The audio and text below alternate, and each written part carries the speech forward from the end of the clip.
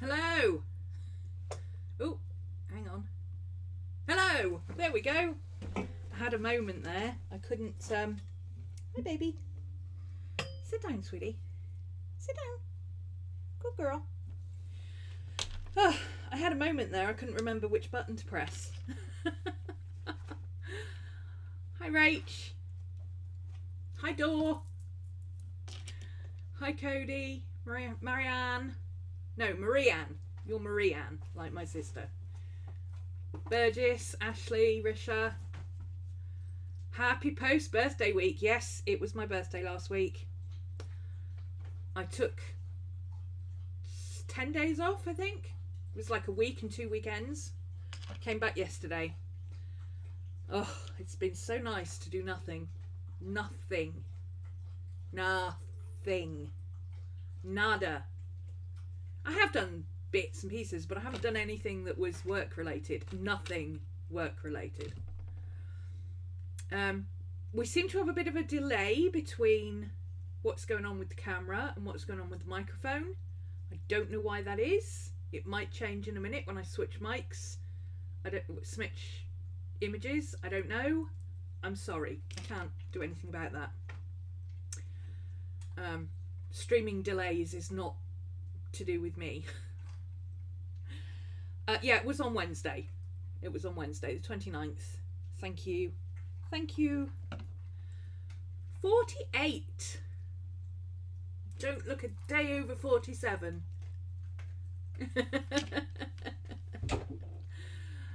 Okay. So, first day back. As always, you start with an apology, don't you? I didn't make it through Junk Journal January. Well, that's not true. I kind of made it through Junk Journal January in my journal, which I will do a separate video on because there's too much. But I didn't. I got so behind with editing, and it was too much pressure to do 1 page a day every day. I don't know how Meg does her. I do a page and it's ready in 6 minutes. She must plan it in advance or something, because I cannot do a page that fast. I couldn't do a page that fast if I'd planned it in advance, because I make changes as I go along. So kudos to Meg, who actually made it through the whole challenge. It's her challenge, but yeah, she managed to make a video every single day for Junk Journal January. I'm pretty impressed, I've got to say.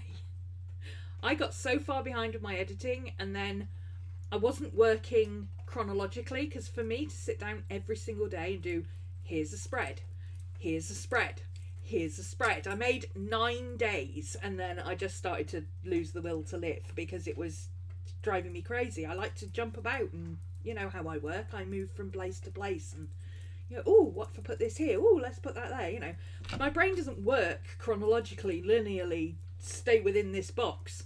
So I just jumped out of the box and went, sod it, I'm going to do a bit of everything. And then I worked on about 15 pages concurrently for about 10 days, which is impossible to film. So yeah, I'll do a separate look at my junk journal, because I've got quite a lot to show you today. I've labelled it as bullet journal because obviously the bullet journal is the core of my system, but it's not really just bullet journal, as always. So let's swing you around and show you, because I've made a few changes to my setup. Okay, the sync is back now, so if you were getting an out of sync thing, it's working on this one. I must just have it set up wrong on the other page. So let's move that out of the way. I don't need that at the moment. Yes, I have swung my desk around. I used to be facing that way, and now I'm facing that way again, because I realised how I could set it up so that my my computer is in front of me. That was the problem. My computer, last time I was sat like this, my computer was over here, and I couldn't deal with that. I have to have my computer in front of me. If it's not in front of me, it's not happening. Plus having it there was blocking the light, and I can't have it that side because I can't turn my head comfortably. I'm a bit like, I'm fine this way, but this way I'm more Keanu Reeves, you know, where your shoulders go every time you turn your head. So I can't have it that side, but now I've got it in front of me and it's working, and I got rid of my boxes.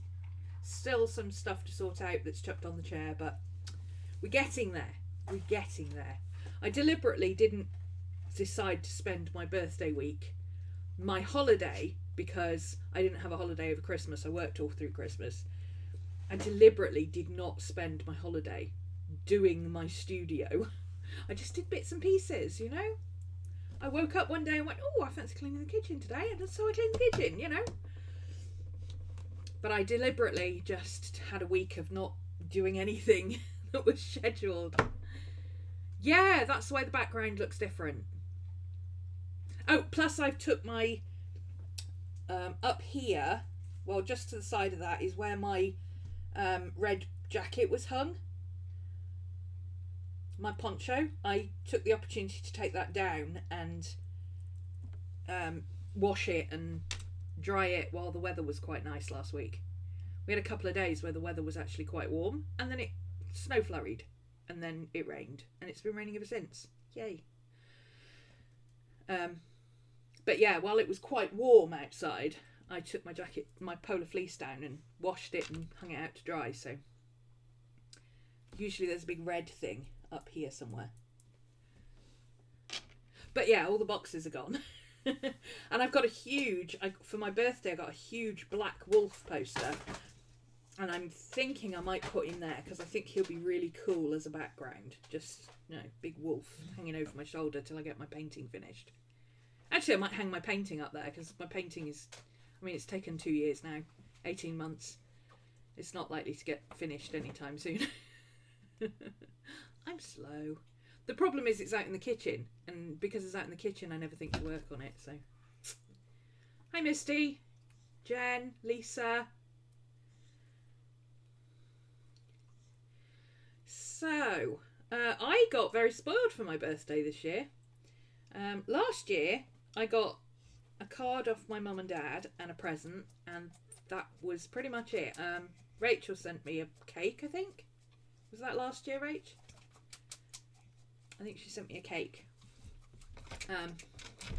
But yeah, that was pretty much it. That was my birthday last year. But to be fair, I forgot about my birthday last year. But this year I've been utterly spoiled. Utterly spoiled. I've got so much stuff, and almost everything I got, with the exception of a couple of things. Hey Nick. With the exception of a couple of things, almost everything I got was wolf related. Yeah. So when I said The Witcher was going to be my spirit animal this year, I think maybe I was right. Oh, anyway. Let me show you what I got. So, I'm not going to go through all my birthday presents because I don't do birthday present hauls, but I will show you the beautiful necklace that Rachel sent me. It's doubled up at the moment. It's on like a rosary bead type thing, and it's a wolf with a pentagram and a moon, and it's all Celtic design. Isn't he gorgeous?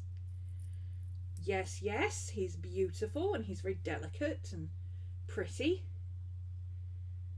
Thank you, Rach. That's goth on here, sparkly goth.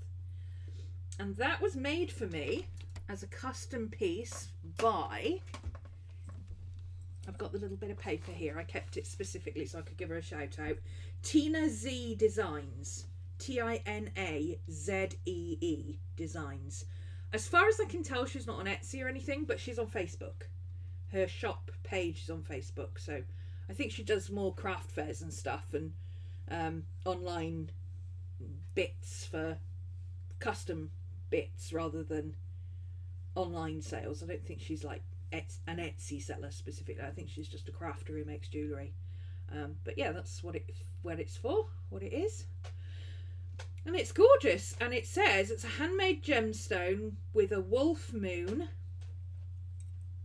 cluster drop necklaces, cluster drop necklace, faceted,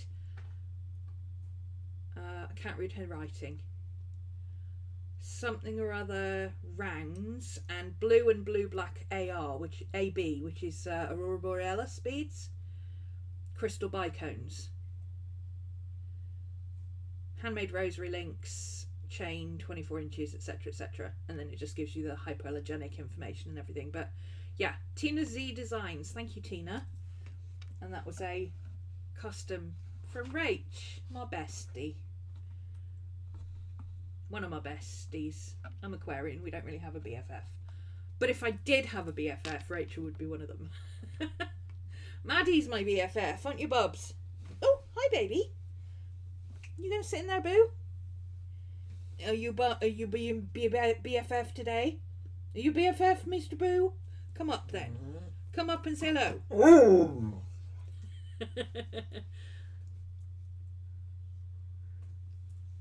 Funnily enough, I actually purchased this for myself. Oh, I'll have to take it off to show you. Hang on. I purchased this for myself the day before Rachel's arrived. So we were on the same wavelength because I bought this one from SD on Designs. Oh, I can't remember her name. I think it's Dion Baker. Is it Samantha? Is it? No, it's. I always get Samantha Dion Baker and S Baker Designs mixed up, so I think it's S Baker Designs.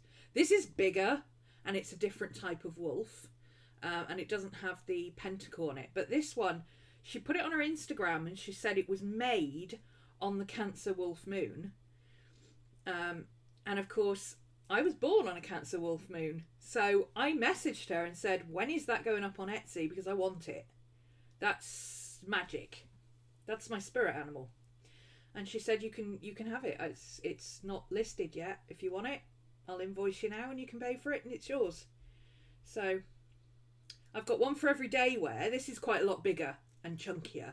It's more everyday wear, whereas that's more going out sort of jewellery, because that chain is very delicate. But it's funny, we bought the same thing for the same reasons. Weird, huh? Anyway, bullet journal, shall we? She makes money to raise funds for animal rescue. Oh, that's cool. Oh, in that case, I will find her page and I'll put it in a link in the description down below after the video. And I will link... Oh, I'm sure it's Dion Designs. I will link her as well. So, bullet journal. Still in rings. Made some changes. What I realised... after being in a bullet journal for several years now, and since July obviously doing it the correct way according to the book, is that for me bullet journal works really well for work, because I have to track stuff and I have to jot down ideas as they come to me, and I have to write things down when I... That's paint, by the way, it's not blood. I just noticed that. Okay. Hang on. It's paint, honestly. We'll get rid of it because it looks a bit weird. Anyway. Yeah, this works really well for writing things down, such as rapid logging at work. Here we go. Links. YouTube, Dion Designs, Tina Z, Wolves, so that I remember to put it in the description later. Works fantastically for that. But the more I use the bullet journal that way, the less I find it's a creative outlet for me, because I need to, you know me, I need to plan and I need to do creative stuff separately. I can't have all this stuff going on in my planner. I could not do the pretty BuJo type pages that a lot of people do, and there are some stunning ones, my god. But yeah, I can't do that. This has to be practical. So this is practical. It lives on my desk. It's got all my cards and things in it because I don't need to carry them all around. So it's no longer my everyday carry. You'll see why in a minute. Because what I realised is if I'm going out to work in a coffee shop and I'm going to work in my planner, I take my planner. But a lot of times if I'm going out to a coffee shop, I'm just going to sit and journal. It's my downtime. It's my me time.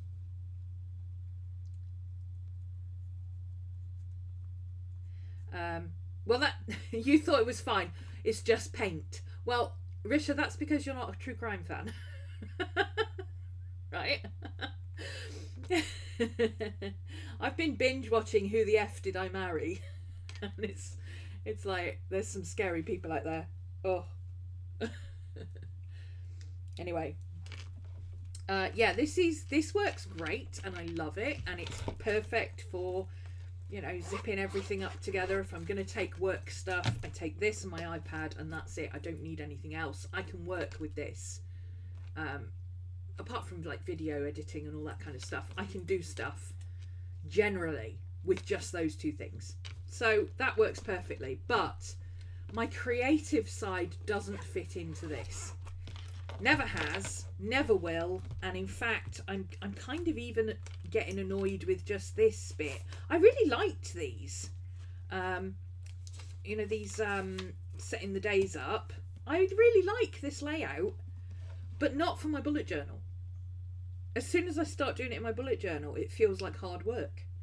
So I've just gone back to, you know, just one sheet, here's the dates, and if anything needs noting specifically, I'll just highlight it with my grey highlighter, and then I've got the front of these has a spare page somewhere. I think it's up here. The vertical planner is for class planning. Somewhere here I've got a page that I was using for just, oh, it might be in my notes section actually. There it is. Just contents. So, you know, this is my notes contents, which is just here. So that's page 1. I've actually numbered these. Let me start that again.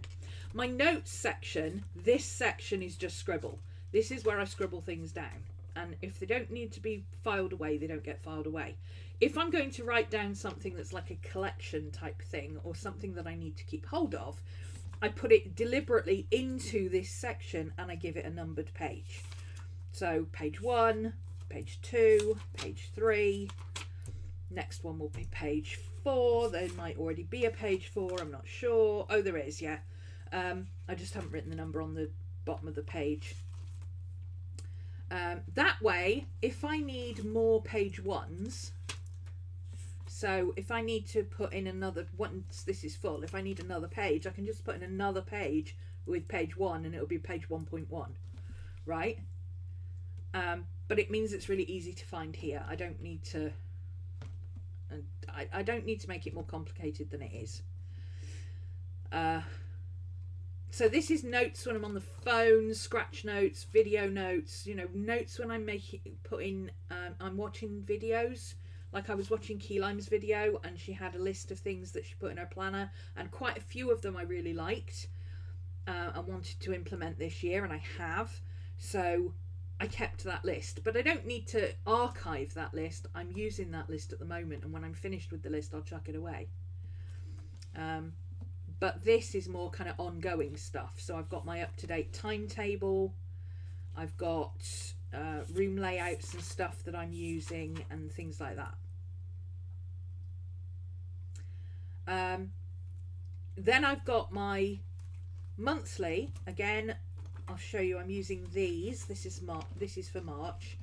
This is a German layout, so they are in German. That's why it says MODIMIDOFR. Okay, so if you're not used to that, that can be a bit weird. But honestly, I think automatically, if you see 5 and then 2 and then the first one is MO and then the second one is SA, you automatically think Monday to Friday, Saturday, Sunday, right? I mean, it's virtually like your brain goes, oh, I know what that is. It's a weekly layout. So I like this, but I read German anyway, so I look at it and it automatically, I know that MI is Wednesday. It's like my head automatically translates it. So this is where I'm doing my my pagan planning for my key things that are happening for words. You can tell I'm out of practice doing live videos, can't you? I'm trying to stay on track. I'm trying to get words out, but it's not happening. Yeah, key astrological events in this bit here, because this channel here, this little bit here, already has moons and stuff in. So I thought, well, if it's already got moons and eclipses in, I might as well put other stuff in there. And then this is mostly video stuff and urban sketches stuff and what we're doing and when we're doing it, and you know, ticking off when I've done what videos I've done and so on. And then the bit in the middle is, this is all my tracking for which videos we've done for the month. Have I downloaded it? Have I downloaded it from the Zoom stream? Have I uploaded it to Vimeo? Done the cover and tags, done all the links, archived it, etc, etc, put it all back where it needs to be, and then it goes to Katie and Katie archives stuff. But I need to track that, so I've got all my trackers here. This is literally just tick lists. They're all, this whole section actually is, oh, I'm trying to pick up an extra page. This whole section comes out, it's like my dash. If I had a dashboard, this would be my dashboard, but I don't really have a dashboard. So I've got my monthly to-dos, my YouTube videos,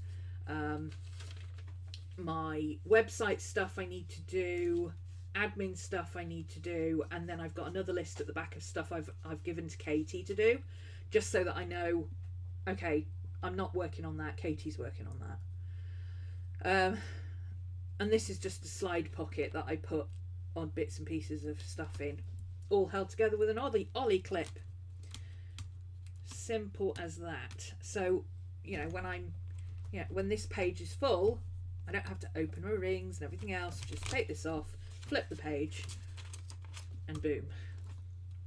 I've done the same with these monthly things, so that I don't ever have to open my rings. So I get to the end of the month, I go, oh, now it's March and I've got all this spare paper, so okay, I'll just, oh, I haven't cut that one.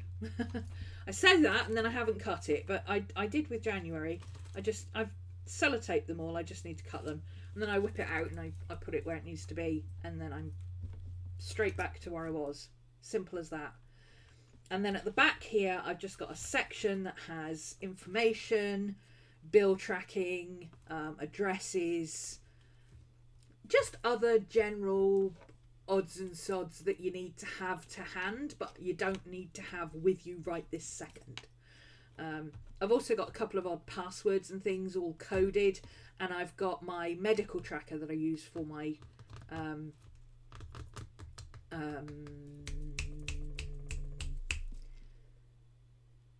when I go to see the doctor. Do I have a disc bound system? Yeah, I had a happy planner. I had a mini happy planner, and I liked it, but I didn't like the fact that it was basically just this part of a planner. It was like a ring bound system, but just this part.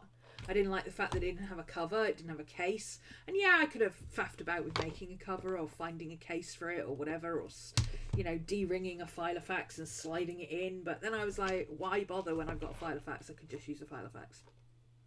I actually prefer Filofax to a disc-bound system because this is both. So these bits, you know, when I'm flipping through, these bits don't come out. But the bits that I need to move are easily movable. So, you know, I just, when I got to January, oh, there you go. See, that one's done. So, like, I was here. This is January. la la la, there we go. Okay, so this was still valid at the time, so I just took that page out and went, okay, there we go, boom, now we're in February. See, I don't need to do anything else. So, but other pages that I don't want to be wandering around all over the place, are, you know, this is not coming out unless I cut it. So that works better for me. I like the option rather than having everything is loose and can be removed. Does that make sense? The disc bound system is a bit all or nothing for me. I like the hybridness of being able to cut what I need and leave the rest in book form. So that's my bullet journal, and it's mostly work, and it sits on my desk, and it's got all my cards and things in it. Because I got a new phone, my old purse no longer works for me. So I donated it to a charity shop, and I now, you know, I've got my phone fits in here still.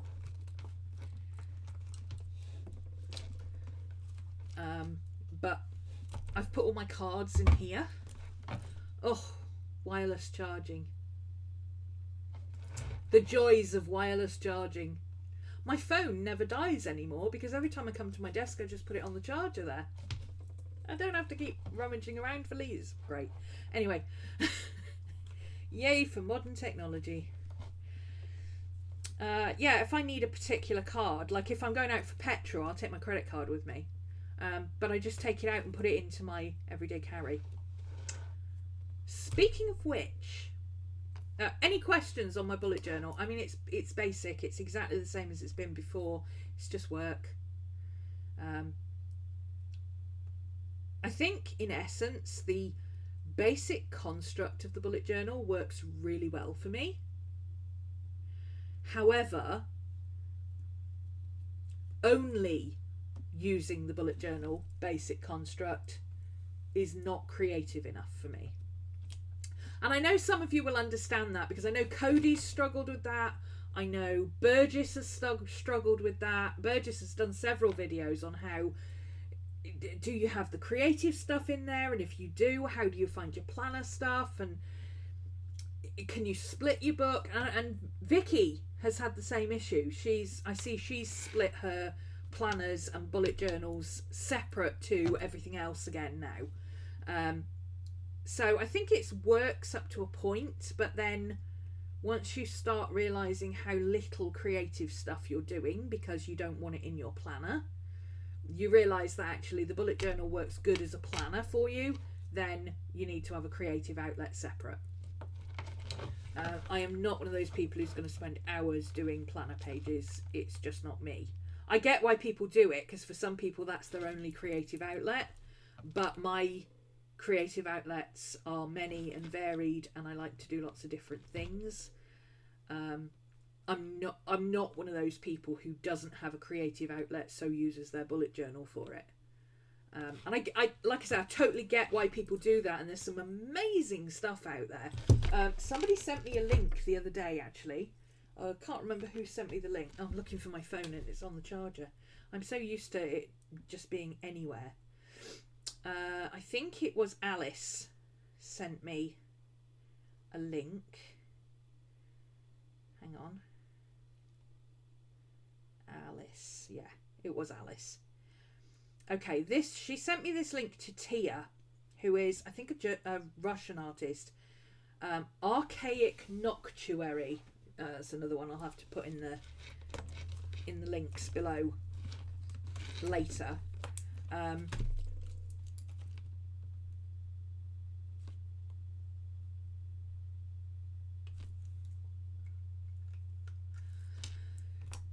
Yeah, it seems like a good idea until you realise how much creative stuff you do. If you do a lot of creative stuff, you've got to put it separate. You have to. I'll have to drop the brightness on this so you can actually see it. But look at this girl's work. This is a bullet journal page, people.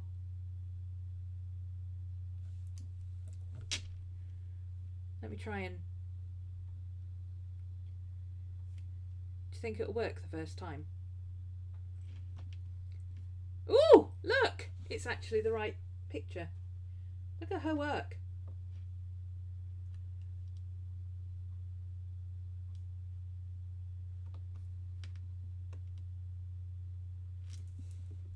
If you use your bullet journal as a creative outlet, you won't get anything else done. Yes! That's what I found. And then it gets too cluttered and you're like, yeah, I can't do this anymore. Look at this. It's fantastic. It's beautiful. But I couldn't work with that, personally. But I understand why she does. That's her creative outlet. There's another one, Sputnik something. My dear Sputnik, Eliza. She does, look at this, such beautiful work. This is a journal. This is a bullet journal. And look at it. It's gorgeous. Her work is stunning. This is all watercolour. Look at it. Amazing. But I can't do that. That's not for me. If I'm going to put that amount of work into something, it's going to be my journal or my book shadows or something like that. Is not going to be my planner. I simply cannot get over the whole my bullet journal is my planner thing.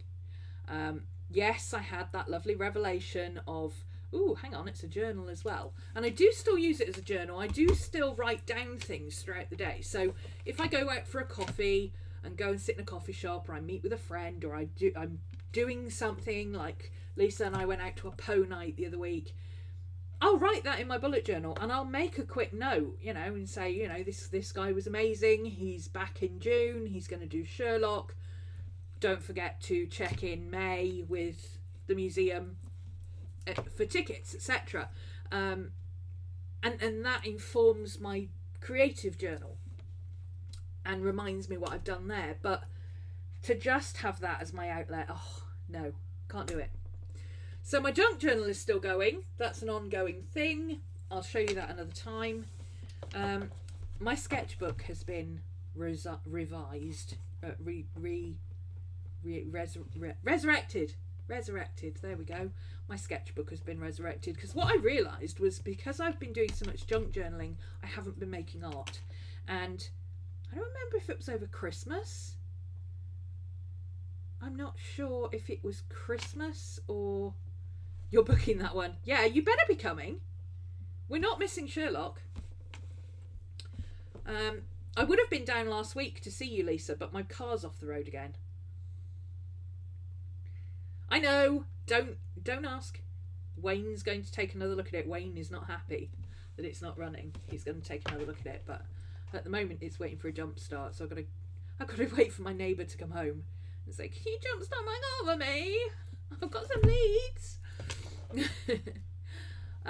But yeah, I realised that I've been doing so much junk journaling and more crafting type stuff and collage journal type stuff that I haven't been doing any drawing. So I specifically got a sketchbook. It's a different one. It's not a Moleskine. It's a different one that somebody wanted me to try. This is the Talons Art Creation book. Now it's the one that Piper uses, Piper's Art on YouTube. I love watching her videos. She's not one of those people who has to have everything perfect and all her videos have to be beautifully edited and everything else. She just vlogs and I love it. But she recommended this book. She said it was her favourite book. And somebody else asked me about it and I thought, well, you know what? I'll go and get one and we'll see. And actually, I really like this paper. This paper is gorgeous and this is what I've been doing. I didn't realise I'd got so far with that one. I didn't realise I'd put more colour in her. That's weird. But yeah, it's just set up the same. I've got stickers and stuff on the first page. Oh, I haven't written my name in. I need to do that. This page will be stuck together and turned into a little envelope so that I've got somewhere to put stuff. And I've literally just been drawing little witches. And witches. and cute girls, and I think that's all that's in there at the moment. I got some more back here that are sketches that I haven't finished. I really like this sketch. I want to do something with her, but I need to fix her chin because damn. That's half painted, and I've got the sketch for her as well. I don't know why I've got a sketch and a watercolour, but I don't like the watercolour. But I might redo the sketch. She's a bit lopsided. I'm not quite happy with her, but yeah, I've just stuck those in there. I might redo that one. I think I'll probably do that one next. But I just wanted somewhere to draw. I like drawing pretty girls and witchy stuff, so I'm drawing pretty girls and witchy stuff. So there's that. That's my sketchbook. It's not an A5 sketchbook. I know it's not an A5 because these pages are from a Leuchtturm A5 and these don't fit. So this must be Moleskine size. It feels right. It doesn't feel like it's A5, so I think it's Moleskine size, which is A5 slim. So there's my sketchbook. And now I have these. These are new. Completely new. These were both birthday presents. This was a birthday present from Val. It's something that I saw on Amazon and I really liked this cover and I thought, gosh, look how that cover is going to patina over the years with all that, because it's leather. All that embossing and debossing, it actually is properly embossed, debossed, etc. And I just couldn't take my eyes off it. And I was like, I gotta have that at some point. And I put it on my wish list and Val bought it for me. So thank you very much, Val. She bought me a wolf stamp as well. So I've got my wolf seal to play with. I'll show you that in a minute. This is tiny. This is passport size. But it's chunky as well. It's hand size. I've always enjoyed my little black passport, but I use it as like a mini book of shadows for like spell work and stuff. This is my everyday carry.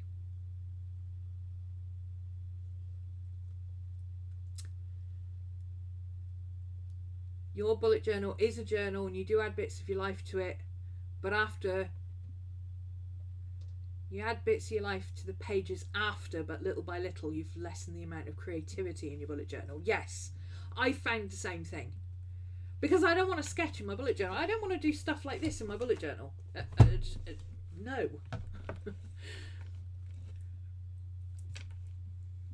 So this cutie, it is listed in my Amazon shop. So if you go in the description down below, I've put a link to it in my Amazon shop. It's £13 and it is passport size, not pocket size.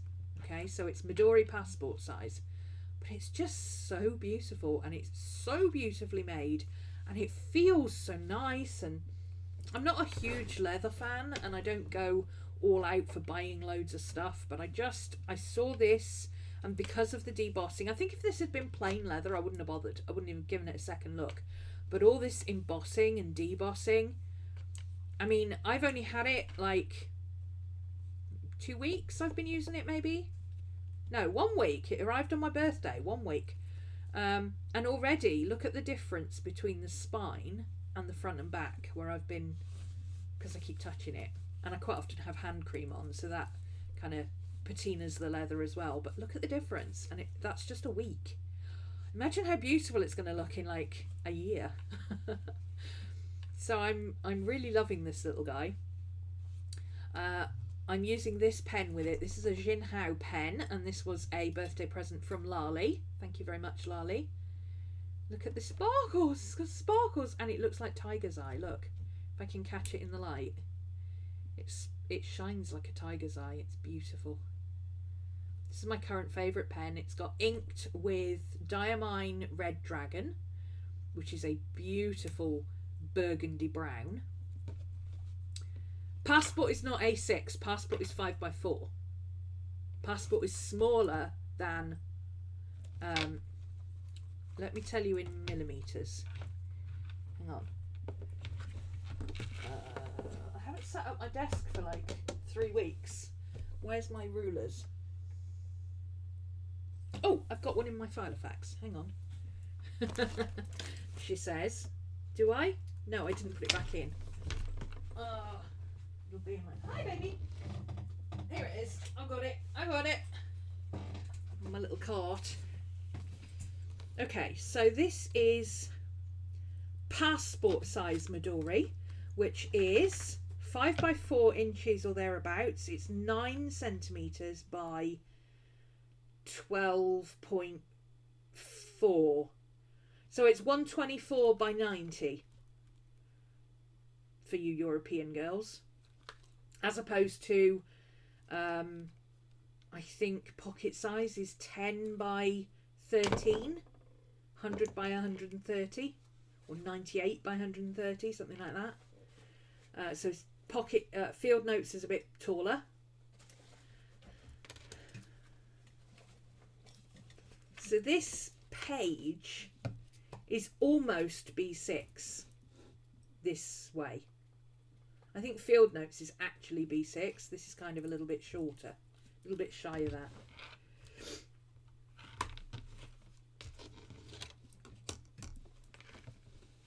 So it's smaller than A6. I can't show you A6 because I don't have any A6. I think I own one A6 that I used to use as a bullet journal, but I don't have it with me anywhere. This is A5 actually, so A5 is half A6. So if I put that there, that's A6 size, and this, the actual books, not the leather cover, is quite a lot smaller than A6. It's cute. It's very cute. The cover is more A6, but it's a little bit shorter. It's like half an inch shorter than A6, but it feels really cute to hold. Anyway, it feels really cute. That's, to anybody other than other journal addicts, that would sound ridiculous, but you guys know what I mean. It feels right in your hand, which is what it's all about, right? Because if you don't want to pick it up and carry it and touch it, you're not going to use it, right?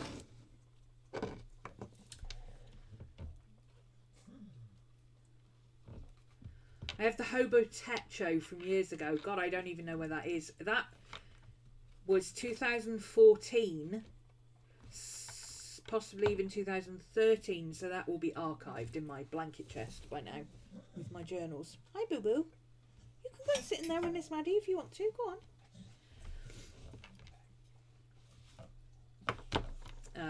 Yeah, I'm not an A6, A5 lover. It's too... A5 is too wide and A6 feels chunky. I don't know. I like this. Okay, so this came with 3 booklets inside it, which I have covered. They were originally craft paper, but it was that hairy craft paper that I don't like the touch of, the feeling of. And it also came with a folder, which I've also covered. And it's just a basic folder with the card slots and the secretary pockets. It's not a full... It's not like the Hobonichi one. No, it's not like the Midori one. It's just a basic one. But it's still kind of cute. And it's handy for putting photos in and stuff. The 3 inserts are a grid, which is 5 by 5. A plane, which is lovely paper. I really like this paper. Well, it's all the same paper, but it's really nice to work on. And a lined, which I'm not so keen on. I'm not loving this one because I don't use lined paper very often. But also, this is college ruled, which is wide rules. It's like the ones in a composition book. And basically that means that my writing, even when I write big, see, I wrote big here. That took effort, which too much effort. And I could still easily fit another line of writing in between each one. I could still fit 2 lines of writing. So, yeah. I think I'm going to take this one out and just have it on my desk. This is just... I've got an air fryer for Christmas, which is fantastic. And I've just been writing down times and stuff. And I was going to put some recipes in it as well. But I might just take this one out. And just pop it in my Book Shadows one. Actually on my desk, just for when I want to write down recipes or whatever, or I might put my recipes in here. I don't know. Anyway, I think this one is going to be coming out. But I covered it with some collage. I covered them all with some collage pieces from a magazine. I just really liked all of these images. They're very watery, moony, Aquarian type images, which I really liked.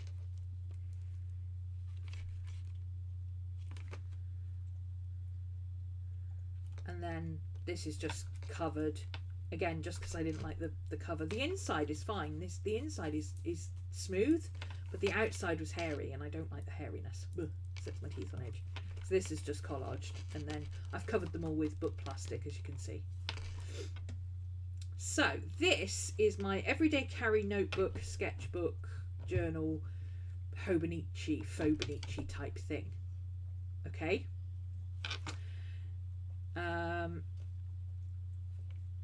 I think what I'm going to do is probably take this one out, like I said. Oh, this insert is just from my passport. From my passport Midori. It's the Midori insert. It's the one with the 2 card slots. And the only reason this is here is because my debit card's underneath. Usually I have them separate, but obviously I don't want my debit card showing on YouTube, so I just popped it on top for now. But usually those two are separate. And I've got a little coin purse. I don't usually have money, but literally, I don't usually have cash. I usually use cards, but I had cash for my birthday, so I've been putting it in there. Again, I've taken my notes out for now. And I got this one, which is a proper Midori passport book, that I started putting quotes and things in, but I never really got into it. But this is really nice sketch paper, so I'm thinking I might just pop this in the front here just for small sketches as opposed to proper full sketchbook type sketches. Just, you know, when I have an idea for a sketch or something, or I just want to do something small, or I've just got a sketchbook there. I've also seen Samantha Baker has been doing, she's started doing a really cool little book like this. I think it's also a passport size, where she's doing a quote from somebody on one side and a portrait of them on the other, and it's just pen work. And I really like the idea of that as well, because I don't do nearly enough portrait sketching, and I thought that would be kind of cool to write down a quote and then do a portrait thing to go with it. Again, looking for my phone. Let me show you what I mean.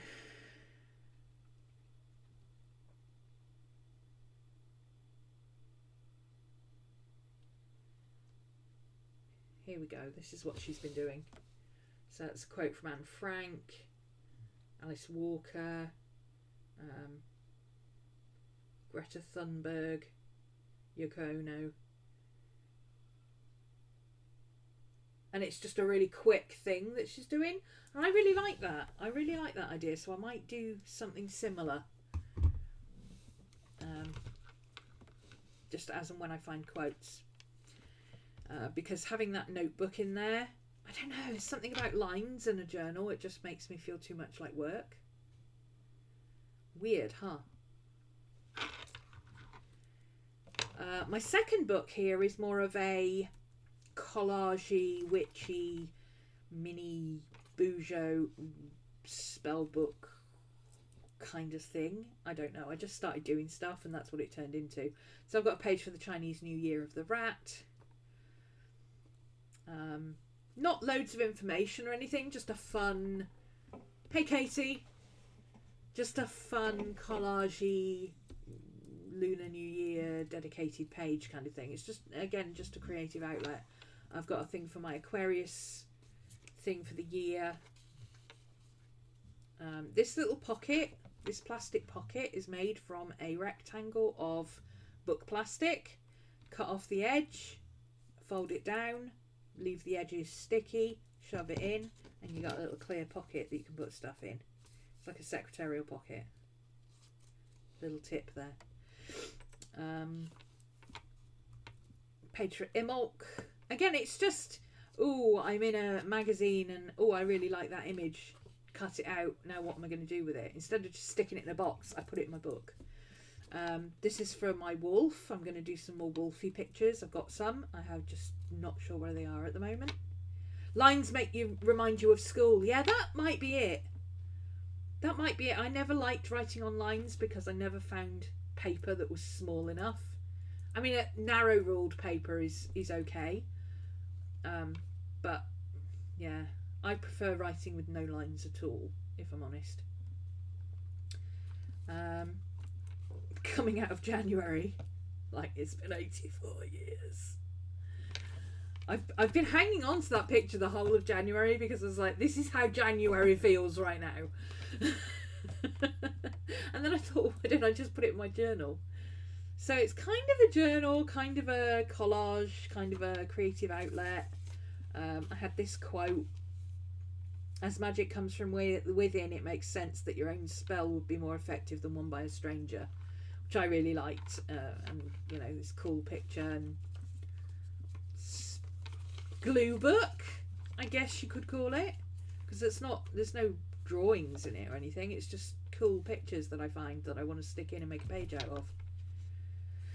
But that's definitely how January felt. Hands up if that's how January felt. January was several years long. I saw a meme at one point in January where somebody had put, January is always the longest year of the decade. Like, yeah. So I haven't done a lot in it. Like I say, I've only had it since last week. But as you can see, you know, when I find cute little pictures like this picture, I love this picture. It's really cute. I don't know who the artist is. It was out of a magazine that was uncredited. I hate it when magazines use uncredited artwork. Or just shove all the contributors on the back page in one long list. Put your damn name next to the work. Or at least leave the signature on. There's not even a signature on this one. But just as I find pages that I like and bits that I like, just shove it in and, you know, oh, I like that picture, I'll keep it.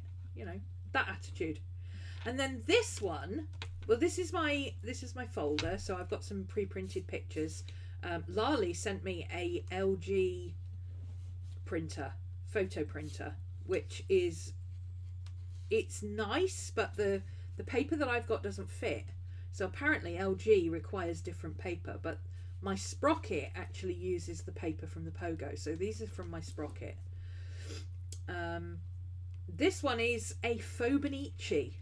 Now, I've always struggled with doing Hobonichis because A5 is too big. A5 is way too big, and I'm not spending that kind of money on a Hobonichi. I feel guilty enough that somebody who had already purchased and didn't need a Hobonichi Avec last year sent it to me because otherwise it was going to go in the bin and I still didn't use it. That's how it feels. I'm like, no, that I don't want to feel like that about something. I've tried doing this before and I kind of liked the A6 size, but then this passport size is even better. So this is just little snippets of my day. So like, and this is heavily influenced by Chotsky Bell. I'm going to have to write these people down on my list.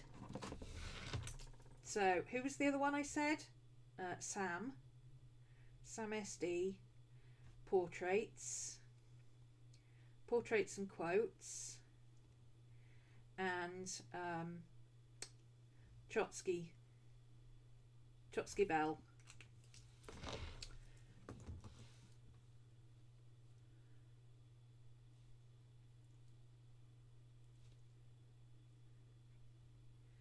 So this is Sherilyn's book.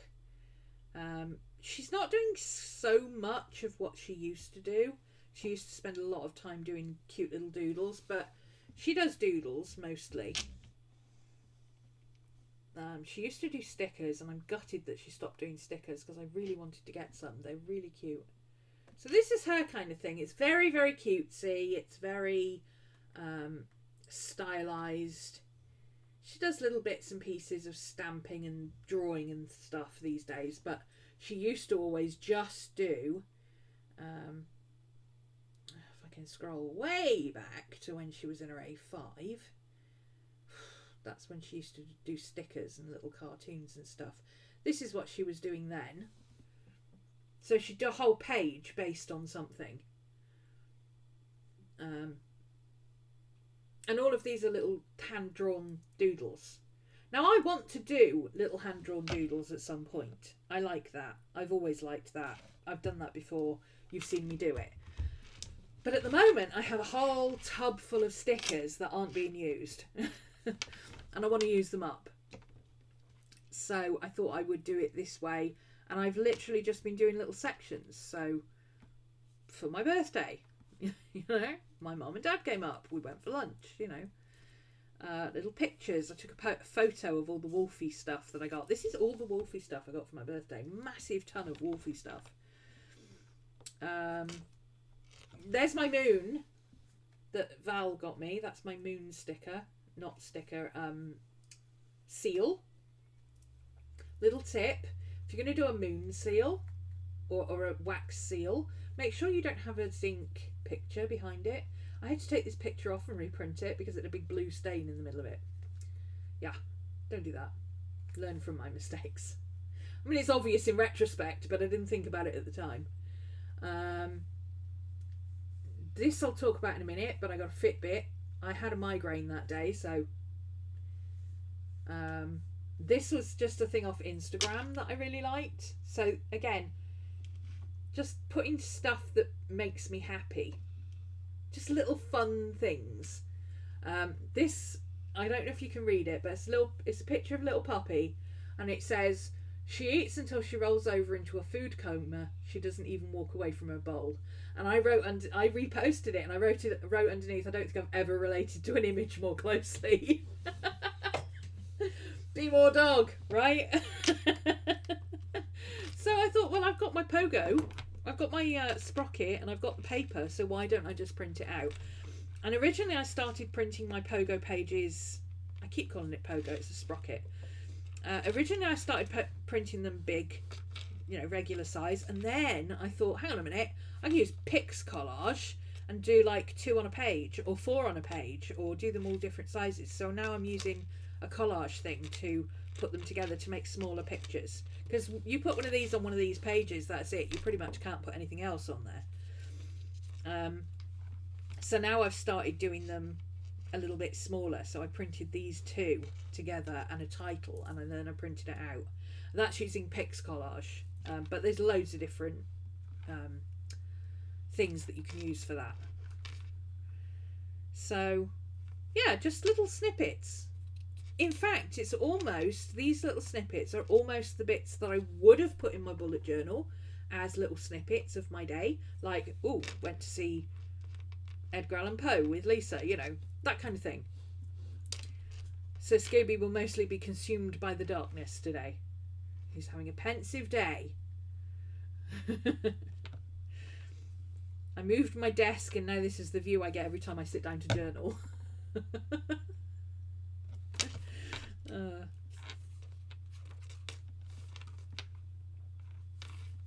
And then this one, I thought this one was really cute as well. Again, this is just off Instagram. I just printed it off Instagram. If your day is bad, always remember this happy little dog who thought this parade was just for him.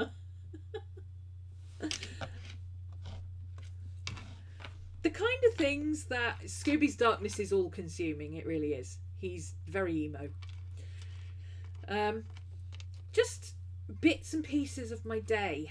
I woke up at too late, you know. Would I have ever used an alarm clock sticker if I didn't spend 2 seconds writing in my book, whoops, got up really late and by almost 3 hours. I'm going to choose to call it a lie-in on my last day off of my holiday rather than oversleeping. My lily's growing new leaves, and Mama has new shoots. I've got 2 very successful plants in my window at the moment. I haven't finished yesterday's yet. So yeah, there's kind of a faux Bonici, and I'm doing a page a day, but it's so tiny that I can work on it in little bits.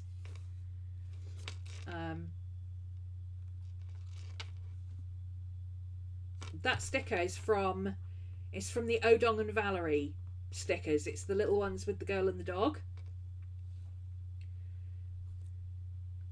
Yeah, so that's my everyday carry, and as you can see, I can do all sorts of bits and pieces in it. I've got lots of these little bits, which I'll show you in a minute, but I can pop any of the little bits that I want, grab a glue stick, and I can go and sit in a coffee shop and play in my little book, and it's cool. I'm liking it. And if I'm going out, I can put my card in there, and my phone fits in the back here. And that's it. That's all I need to take with me. That's everything I need. Which is quite a lot smaller than taking my Filofax with me with all my work stuff that I don't actually need to carry. So this little thing is, I'm loving this little thing. Every time I look at it, I'm reminded of Little Raven Ink, Courtney, has a passport. I can't remember what she uses it for. I think it's like notes and stuff that she calls her little pocket rocket. But a pocket rocket is something entirely different here than it is in Australia, apparently. So I can't call mine that. So it's just my little journal. It's my little everyday carry. It's very cute. I love it. Okay, and then we get on to this. This was another gift from Lali. I don't know if she'd purchased one. I assume she'd purchased one for herself and she didn't need it, or she decided to get a different one or something. I'm sure she didn't buy it specifically for me. But this is a Hobonichi Weeks. Now, I'm not going to spend money on a Hobonichi, but having been sent a Hobonichi Weeks, I was like, well, what can I use this for? Because I didn't want to have that guilt of somebody sent me this and I'm not going to use it. So this is my Health, Heart and Home journal. And I got this idea off somebody on YouTube that I have no idea what their name is, so I'm going to have to look them up and put them in the links below afterwards. So I have a screenshot that I took of their video, so it's got their name on, so I know who it is. I just can't remember the name offhand. But somebody was talking about having a Health, Heart and Home journal, but their journal was a big monster A4 type. Everything was in it, my god, like insurance documents and all sorts of stuff. And then I saw somebody else do one, and I can't remember. I don't know if I've got the picture here that has their name on it, because I screenshot stuff so that I've got their names. No, I've archived it already, so I'll have to dig out that name.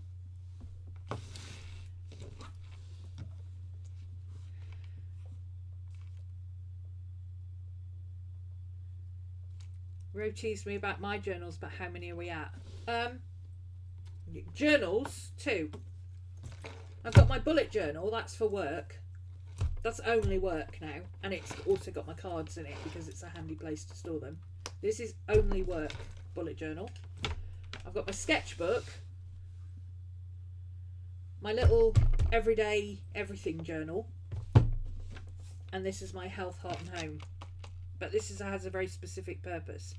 And I probably wouldn't have kept one, but for the fact that somebody sent me this. I wouldn't have bought this to use, and I actually wouldn't have thought to do one. But it's only because somebody sent me this, and I thought, oh, hang on a minute. I'm going to use it. What am I going to use it for? So, journals, we've only got 2. Oh, plus my junk journal, obviously. Hey, Paula. Hi, AJ. Thank you. Hi, Jen. 1 planner. I suppose 3 journals, technically. No, I'm going to say 2 journals. My junk journal and this one. And then I've got this, which is a journal, a sketchbook, and a collage book all in one, and my sketchbook. That is a whole lot different to have a stack like this for bullet journals that are all for different purposes. Stand my decision. You have a lot of planners and notebooks. Yeah, I'm the other way around. I have one planner, only ever one planner, and I use it in conjunction with my online calendar. And then my journals, sketchbooks, you know. I don't really journal, if I'm honest. I have a written journal that I keep, but that never sees the light of day. That's just for me. Other people do morning pages. I do night pages. So this is Health, Heart and Home. And the reason it's a Health, Heart and Home is because I got a Fitbit for my birthday. Which apparently I've scratched the... Oh no, I haven't scratched it. I've just got something on it. Oh, I thought I'd scratched the top of it. But no, it's just got something on it. It's probably because I was washing up earlier. I got something on it while I was washing up. Alice in Penland. Oh, Alice! I just showed your thing that you sent me. That bullet journal, that amazing bullet journal from Noctuary. Ah, see, I've put two and two together. So the Alice I was talking about that sent me that link, that's AJ. Huh. You spent £80 on a Hobonichi and you're going to flip and use it. Yeah, that's why I stopped buying them. I used the Techo, and then the next year I upgraded to the Hobonichi A5, and I didn't use it very much. I started using it, but I only used it for about 3 months. And then the following year I started using it again in July, so I kind of filled it up. And then I bought another one the next year, and I never used it, and I ended up using it last year and just changing all the dates. And I felt more comfortable in that than I did last year with this year. But this was sent to me. This was a birthday gift from Lali. So I didn't buy this. I wouldn't have bought this. If I was going to do something like this and I had the idea, I would have bought the Midori inserts and just chucked it in my writing journal. But anyway, so I got a Fitbit, and I've only had it since my birthday. Sorry, the day after my birthday. And I was horrified by how little I move. You think you do a lot of moving about. It's not like I sit in my chair all day. I'm up and about, and I'm moving about, and I walk the dogs and everything else. What I've found out is that if it's a rainy day and Maddie won't go out for a walk, because believe me, it's hard enough to get her to just go out and pee, she will not put her harness on to go out for a walk if it's raining. And if I do get her harness on, she ain't leaving the house. But if I don't take the dogs out for a full walk around the park, I struggle to make 1,500 steps a day, which is appalling. And that's in, you know, I could get up to about 3,000 if I'm going out, and I'm, you know, even if I'm out in the car, if I'm running errands, you know, you're walking around the shop, you on a general day, you're up and about, I can get 3,500 steps easily. But 10,000 I don't manage unless I specifically take the dogs out for a walk, which I do most days, but not if it's raining. So I thought, you know what, I'm going to start counting my steps. I might as well. I've got a Fitbit. And I'm not doing anything crazy because I don't know if those of you may know or not, but I have tendinitis in my knee. I don't know what happened. I don't know how it happened, but I woke up one day in June and the whole of the back of my leg was literally seized up, and I thought I had sciatica. I ended up going to the chiropractor, the doctor, physiotherapist, everything, and they've decided it's tendinitis. So that's why I'm constantly shifting about now. So if I don't like, I've been sat now for an hour.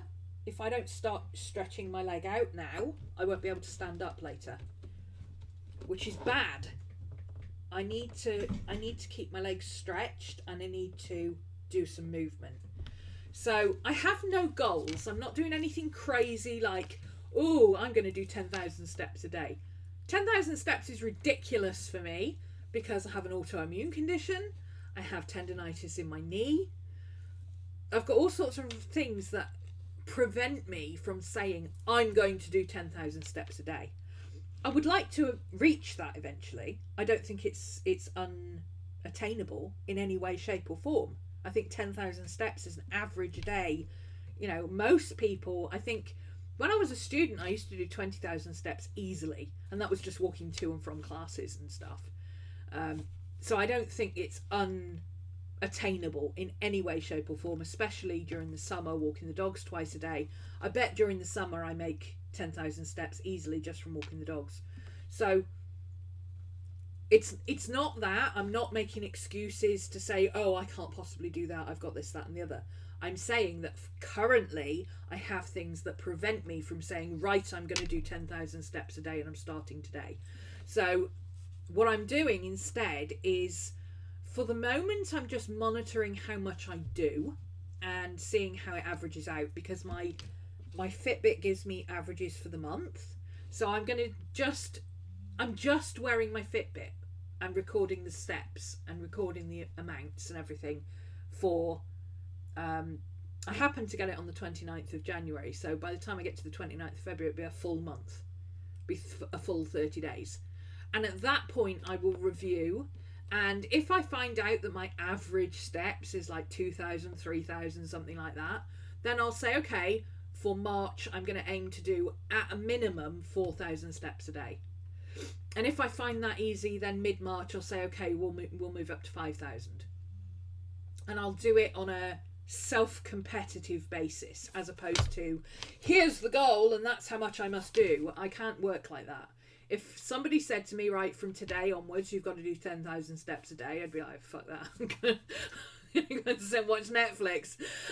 Yeah, having a goal at a certain amount. Yeah, so you've got your goal at 8,000 with it being cold, you don't walk the kids to school. Yeah, you've got to adjust it. Oh, but you have a personal trainer as well, so you're doing workouts, right? See, I do yoga, and I do yoga at home, but I'm realising that I move so little that perhaps I need to go to a class.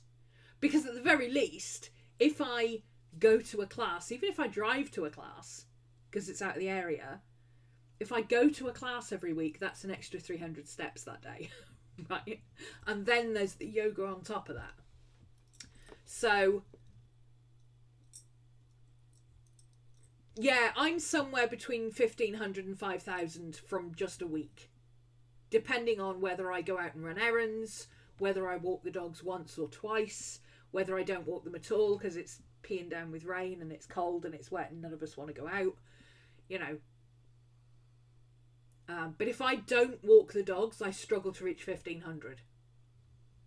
So I really, as soon as the weather's nice, I need to get up, walking the dogs. It's too easy to go, oh, it's cold and wet, I won't go. Just because it's cold doesn't mean you can't go. If it's wet, Maddie won't go, so it's not happening. But that's no reason I can't walk to the car and go for a ride in the car, and then I've got an extra 50 steps there, you know? Go out to the car, walk around a shop, come back. I've got to keep running the car anyway because the damn thing keeps stopping on me if I leave it for more than 2 days. I'm also going to start driving to work every day, which is, I don't know, I might, once the weather's nice, I'll walk to work, which means I'll take the dogs out before and then literally walk to work with the dogs, pick up a coffee and come home. Which is starting my work day, which is actually what I normally do in the summer. I walk to work. Because it gets me out of the house and gets me back into work mode. And then when I finish the work day, even if I'm going to do overtime, I finish my work day, I take the dogs out, I come back, and then after that I'm doing overtime. It's not still part of the work day, it's just I'm finishing things off, I'm doing odd bits and pieces. Free museum days are great for steps, and we have a free museum. The problem is with museums, I like to stop and sketch. So, you know, yeah, walking to work is something I do in the summer. Because it's, if you work from home, not having that walk to work, or even just the extra 50 steps to the car, drive to work, walk 100 steps up from the car park to your office, that's still 300 steps a day you're missing simply because you don't go out to work. Then you've got the fact that you don't work with other people, so you're not doing that couple of minutes up the hall and back to go and see Sharon to see how her weekend went, you know, and all that kind of stuff. So I'm going to use the dog walks as walking to work and walking back from work, and to bookend my day. And I suggested the same thing to little Raven Ink, because she was struggling because her kids walk themselves to school now. She doesn't get out and walk the kids to school anymore. I said to her, well, you've got a car now, why don't you drive somewhere nice, walk around, take some pictures, come back, and then you've driven to work. And then when you come back, you sit down, you get on with stuff, you know, and do it that way. So she's doing the same thing. You don't have a place close enough to walk. Yeah, but you could get in the car. You've got a car, Burgess. You could go and walk in a park. You could drive to work. You could drive to go and get a coffee and come back, you know. It's the mental thing of getting up and going out in the car, because going out somewhere where you have to see other people, you don't go in your pajamas. So the first thing you do every morning is get up and get dressed. And it's too easy when you work from home to just work in your PJs all day. You lost 1,500 steps because the kids walk themselves home. Yeah. So you've got to find other ways to get that 1,500 steps in. So my way of doing it is I walk up the hill to the coffee shop and go and get coffee at lunchtime and come back.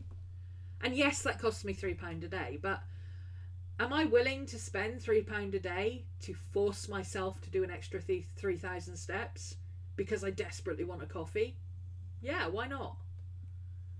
People spend hundreds of pounds on gyms and never go. So I don't feel bad about spending £3 a day on a coffee just to make myself get up, get dressed, and leave the house.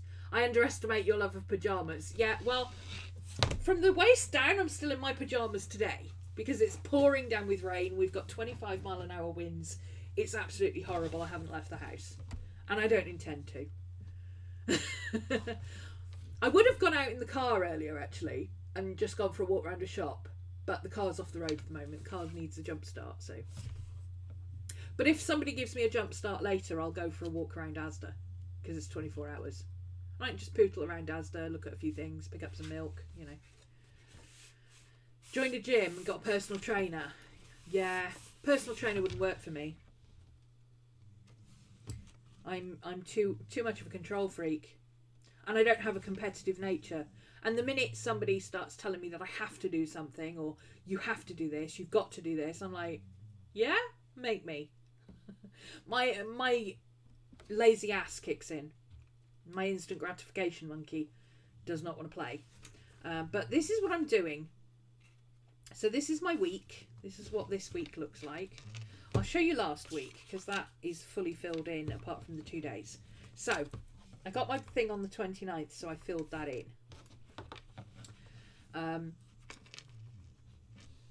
So I'm using little icons at the top of the page, which uses up my little baby stickers, which is cool. And I've divided each page into 3. And what I've got here is health, effing hooray, home is where the heart is, self-care, me time, and then notes. And the notes is kind of anything extra. Like if I go out for the day and I go to a museum, so extra steps because I went to the museum or something like that. I wrote here that I got caught up on all my January podcasts because I had a day just playing in my journal. You know, just odd bits and pieces that I would normally make a note of in my bullet journal. My health tracker. So my health is this day. This one is in red. That's because I had a migraine. And I noted down my medicine, my symptoms. I put it as a duvet day because I spent all day in bed. That's what I call it. If I spend all day in bed, it's a duvet day. I literally couldn't move. So I just recorded all of that, and I recorded my heart rate. And these didn't get done. I didn't get any me time. I didn't do any housework. I didn't do anything like that. I logged my duvet day with the dogs to nurse my migraine. But, you know, it wasn't really self-care. It was just me saying, never mind world, not today. As opposed to my birthday, when my housework thing got, not today, Satan, it's my birthday. Which is the best way to start off a health planner, I think.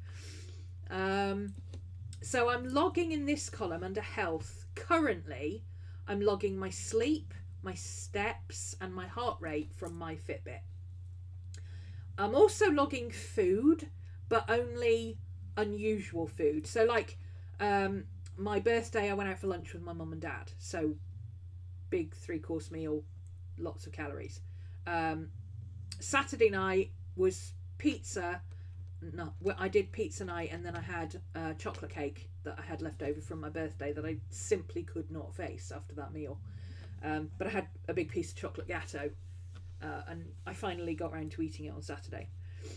Otherwise, I don't record my food. I'm not. It's funny, I was watching a video by Sylvia Wright earlier, and she bought a moleskin specifically for recording her food, and she said she hadn't used it at all, and her thought was that if she wasn't using it, she wasn't interested enough in doing it to actually bother, so she's not going to bother. And I'm the same. I'm not interested in logging food. I don't care about losing weight. Yes, I'm big. I've got hypothyroidism. Of course I'm big. Losing weight is going to be very, very difficult for me. It always has been. But, you know, I don't really care about being fat as long as I'm healthy. And my blood pressure is 118/88, which is amazing. My doctor gave me a very backhanded compliment of, we don't get blood pressure like this in women of your size and age. I was like, excuse me? You don't get blood pressure like that in most 20-year-olds. So don't. Anyway. It's interesting. I think what I'm going to do also is log my caffeine. Because what I've noticed yesterday and today, like all through last week, because I wasn't getting up at a particular time, I wasn't having to work, I wasn't having to be alert to do a class or anything like that. I pootled through my day, had 2 coffees, and after lunch I switched to decaf because I didn't need to have caffeine. And on both the 2 days, like last week, my average heart rate was 62, which apparently is really good for my age and weight and everything. I looked it all up online. It should be in the 80s to 100s most days. My average heart rate was 62, which is incredibly good. But the last 2 days where I've been up, it's a habit. You get up, you have caffeine because you're going to work. You have another coffee because you're going to do a video. You have coffee because you've got to do some planning, you know. So far, yesterday and today, yesterday I had 4 coffees, and today I'm currently on my 3rd one. And both days my heart rate is well over 80. So caffeine, although I don't feel like it affects me, it does. Oh, it doesn't tell me the number on here for my heart rate. It'll be on the app. I still can't get used to my phone being right in front of me.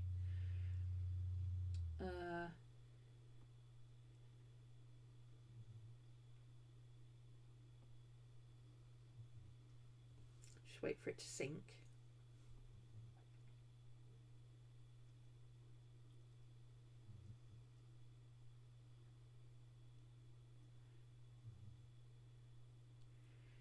Track your food due to a stomach condition. Yeah, that's different because you have to know what's going to cause you a flare, or you have to know, you know, if you've had something specific.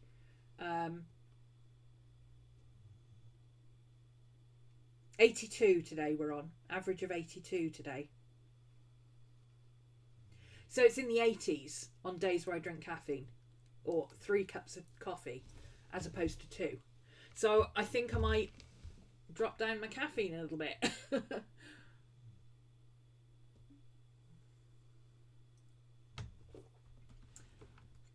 Yeah, they don't use BMI anymore. My doctor doesn't use BMI anymore because it's been proven to be completely made up bunk science. It was literally figures that were made up by somebody. And I've always been over my BMI. My BMI, when I was 18, I was a full-time dancer. I was less than a size 6. My dad could literally go like that and put his hands around my waist. That's how tiny I was. But because I was solid muscle, my BMI said I was obese. So I don't listen to any of that. Do my clothes fit? Do I feel fit and healthy? Am I okay with how I am? That's how I go by it. Size-wise, I don't care. Do my clothes fit? Yes. Have I been the same weight since my thyroid started being regulated 3 years ago? Yes. I haven't put on an ounce. I haven't lost an ounce. But I think I could do with getting my health back, my walking back, because I've noticed I don't move about as much as I used to before I got tendinitis. But tendinitis is painful in your knee. Not making excuses, but it's painful, okay? But, you know, if I have to up my turmeric intake and take an ibuprofen before I go out for a walk so that my knee doesn't kill me by the time I get back, then that's what I'll do. I figure taking one ibuprofen in order to ward off the pain that's going to happen is better than not moving, right? But I go to the doctor for monitoring every 6 months anyway, so I will check it all out with her. I'm due to go back, I think March, September, yeah, March, end of March. So I'll take this with me and show her and say, right, this is where we're up to, this is what I'm doing, this is how it's going. Because by then I will have done 1 month of whatever my plan is. You have tendinitis in your neck, shoulders and hands. Yeah, I think I've got it in my shoulder. I've done something to this bit of my neck. Or this bit of my shoulder, I think. I don't know if it might be arthritis from where I broke my collarbone. But there's something going on here that is not right. So, anyway. I don't feel 48 until I try to move fast. And then I'm like, oh, nearly 100. BMI is still valid as long as you can figure out your muscle versus fat. Yeah, but there's not really any machine that accurately measures that. And BMI tells you nothing on its own, yeah. BMI is useful if you're training or if you are under so much medical supervision that you have all those stats. But just to the general layperson, BMI means absolutely nothing. And it certainly isn't an indicator of whether you're fit or not. It's not even an indicator of whether you're fat or not. But, you know, anybody who doubts that people who are fat are not fit, go and watch Amanda LeCount.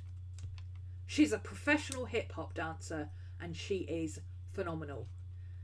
And there's no way you can tell me she has nothing medically wrong with her whatsoever.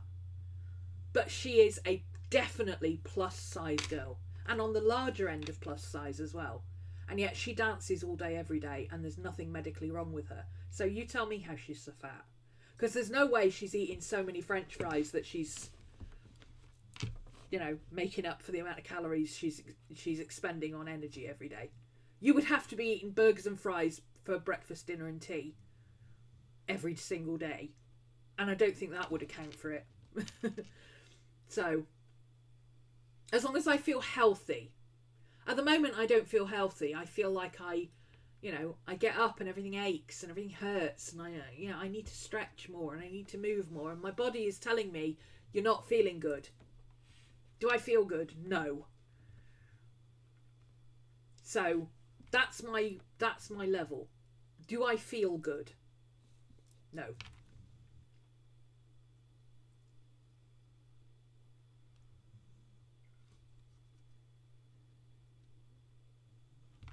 Yeah, it can give extra stats. It can be an extra useful thing. But it's like heart rate. Heart rate on its own doesn't tell you anything. My average heart rate is 62. That doesn't tell you anything on its own. What it tells me is that because my minimum and maximum heart rate are not very different, it means I'm not getting enough cardio. That's what it tells me. But like Henry Cavill actually posted his stats from his Fitbit today on his Instagram. And when you look at those and you look at it and say, wow, he's 200 pounds, he's mostly muscle, he's done X amount of jogging, and you look at all the stats and you see his heart rate is at 87, and you go, damn, he's fit. You know, because that's his maximum heart rate at a 25-minute run on a 16% incline, flat out. And he's had 3 weeks off over Christmas, so he's out of shape as far as he's concerned. And his maximum heart rate is 87. I'm like, if I ran for 25 minutes, I'd be dead. My maximum heart rate would be through the roof, and my average heart rate would be 0 because I would be dead. You know?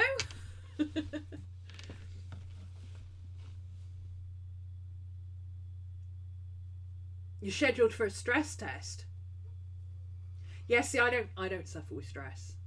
I don't suffer with hypertension. I get anxiety attacks. I get panic attacks.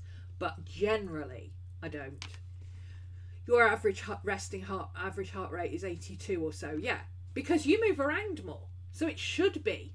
According to the stats, my heartbeat should be around 82. My average. But it's not. It's down at 69. Because I don't move around enough. I don't get enough cardio. So my maximum heart rate doesn't go up high enough to bring the average up. So currently my aim is to get my average heart rate up to about 80-ish, which is the lowest end for my age, without having extra caffeine to bump it up. But I was surprised that one extra coffee a day made so much difference to my heart rate. You have a high BP. Yeah. I don't have high BP. I have perfect BP. If anything, according to my height, my age and weight, I have low BP because I'm 118 over 88. But they consider it healthy because the difference between the two is about right. Apparently, I don't really know. I don't know the technicals, but she said it's good anyway. Anyway, yeah. So at the moment, I'm just logging in. At the end of February, I will review and look at it and see, you know, what did I do on particular days that pushed my steps up? What have I done that, you know, perhaps this will give me an indication of what caused my migraine. If I hadn't written this out, I probably wouldn't have connected the fact that I was out all day with my mum and dad and we did a lot of moving around very suddenly. After sitting around not really doing anything for a week.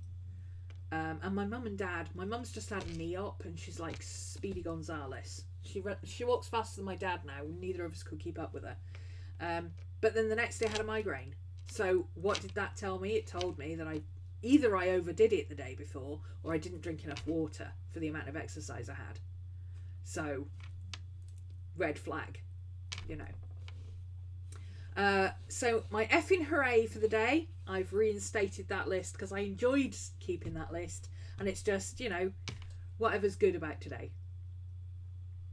Grateful for pain meds and puppy snuggles on my migraine day. Then I've got home is where the heart is. So this is my home, and the idea is do something every day to show your home that you love it. I don't feel I appreciate where I live. And it's kind of tied into the fact that I am extremely lazy about housework. But also I tend to be a bit of a hoarder without really meaning to be, and I don't see it. So at the moment I'm just doing a general clean through. Every day is, you know, oh, I did a big load of laundry, or I cleaned the bathroom top to bottom, or I deep cleaned the cooking side of the kitchen or whatever. And then once I've done that, I will do more things to show my home that I love it, you know.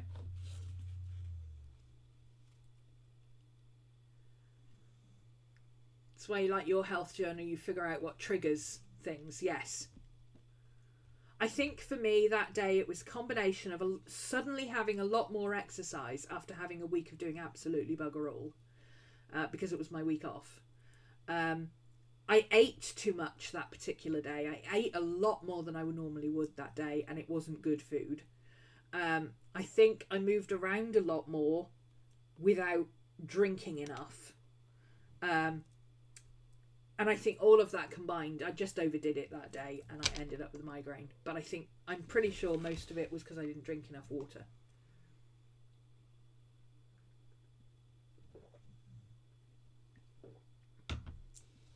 But I'm not going crazy with the health stuff. I don't care enough. It's not that I don't care. It's just that as long as I feel okay within myself, I'm good. But I don't feel okay within myself, so I need to do something about it. So we're starting by logging things and seeing what's up on a general basis. And 1 week in, I already know I'm not getting enough exercise. And not even exercise on top of what you normally do. I'm not on a normal day doing the kind of normal things that you would expect somebody to do. My life is far too sedentary. That has to change. Even to the point where I've got a reminder on my watch now. I've turned it off at this hour. Excuse me, but every hour and a half it goes off if I haven't moved. So it buzzes me to say, "Oi, you've been sat down for an hour and a half. Get up and move about." And then if it buzzes at me, I don't just get up and move. I get up and do something. So I walk around the house emptying all the bins and I take it out to the bin outside. Or I do a tidy up of the whole room. Or I go and do a load of laundry and put everything away and something like I do something as opposed to just, oh, I need to get up and walk around because my Fitbit says so.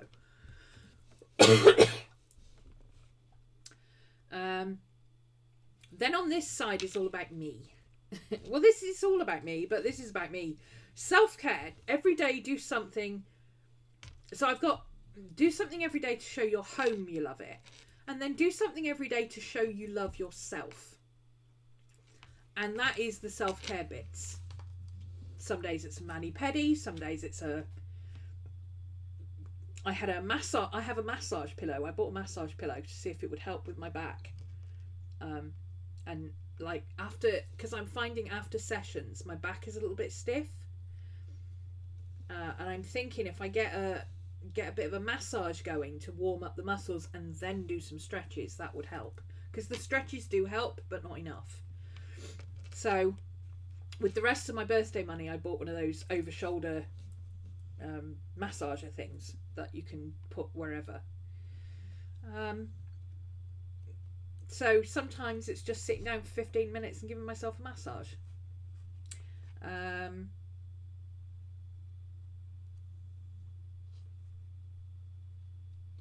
I did myself a mani-pedi. Yesterday I was supposed to go out somewhere and I decided not to because, as you can probably hear, I'm getting a bit of a cold. And instead of going out in freezing cold temperatures and wind and rain like it's been the last 3 days, I didn't go out. So my self-care yesterday was not going out. Instead, I walked around the flat to get my steps in, and I curled up on the sofa with the dogs under a blanket with the fire on and stayed in the warm because I wasn't feeling very well. So, to me that's self-care as well. Just because one day your self-care is I need some time off, I'm going to sit and binge watch Netflix, doesn't mean that that's what you're doing every day. And then my next column is me time. So self-care is stuff that you do that you know you should do, but you don't do very often. It's your treat yourself stuff, but in a more looking after yourself way. If that makes sense? And then my me time. This is me time, doing something every day just for fun. So that can be everything. Like Saturday, Friday, I had pizza and scary movie night. Saturday, I spent the whole day rewatching the Witcher and playing in my new journal in this one. I spent the last day of my holidays going out, just taking pictures and enjoying the nice weather. Yesterday I eased into my work day, into my work thing, because it was the first day back at work after 10 days.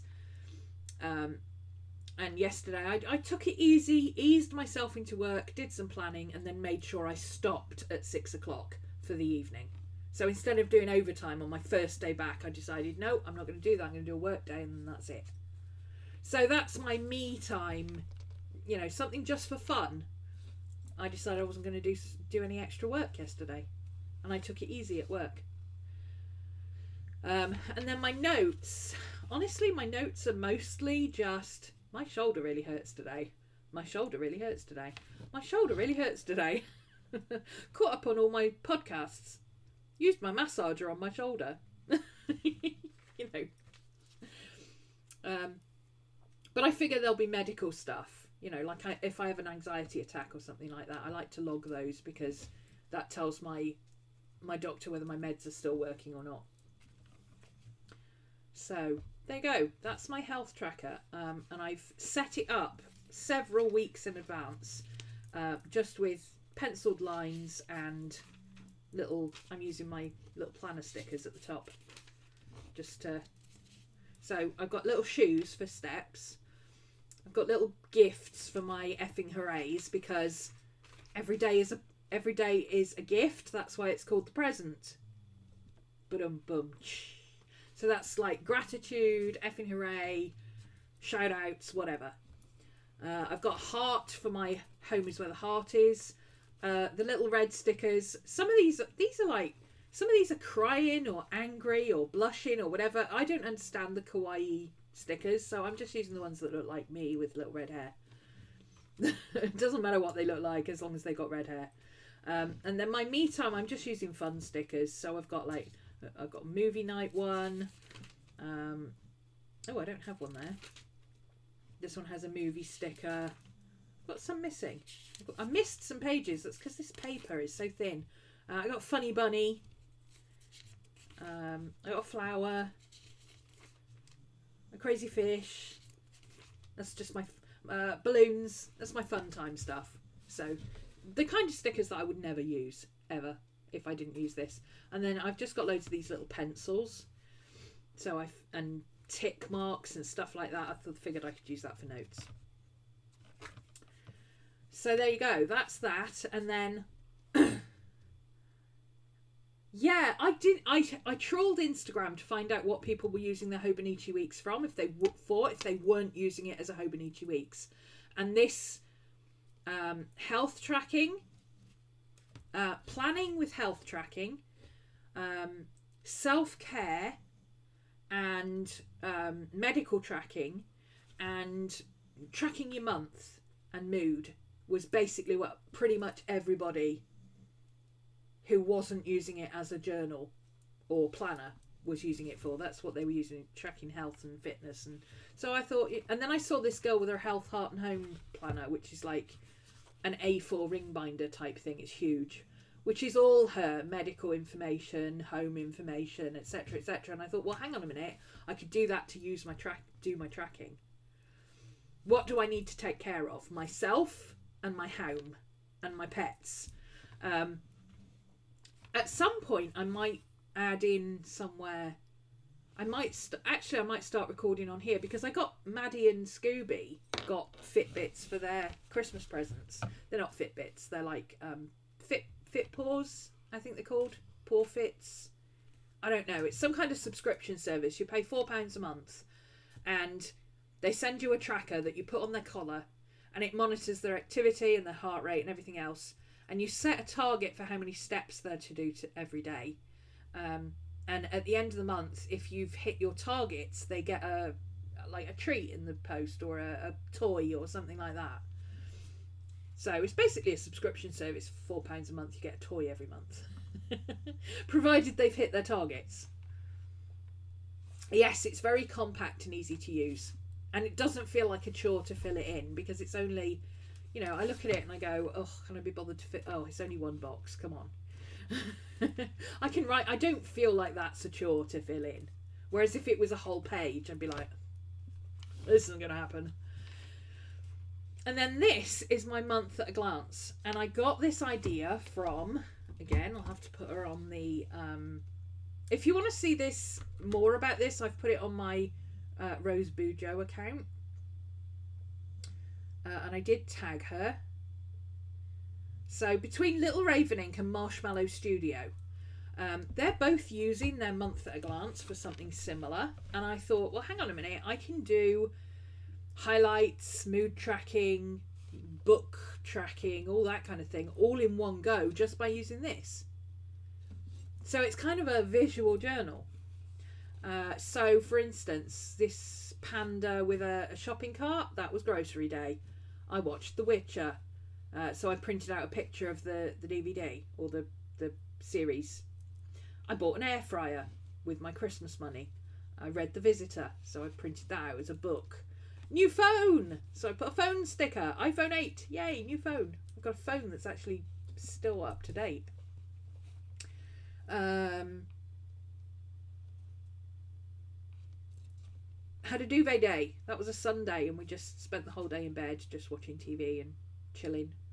Had a holiday week. Watched Dan Brown. Read Dan Brown. Was feeling very tired that day. Oh my god, so tired that week. Then my birthday week, and then a migraine. And then I got my Fitbit, so I used the Move sticker. And I put that sticker in, and I'm not kidding you, I looked at it about 5 times before I convinced myself that it did say move and not movie.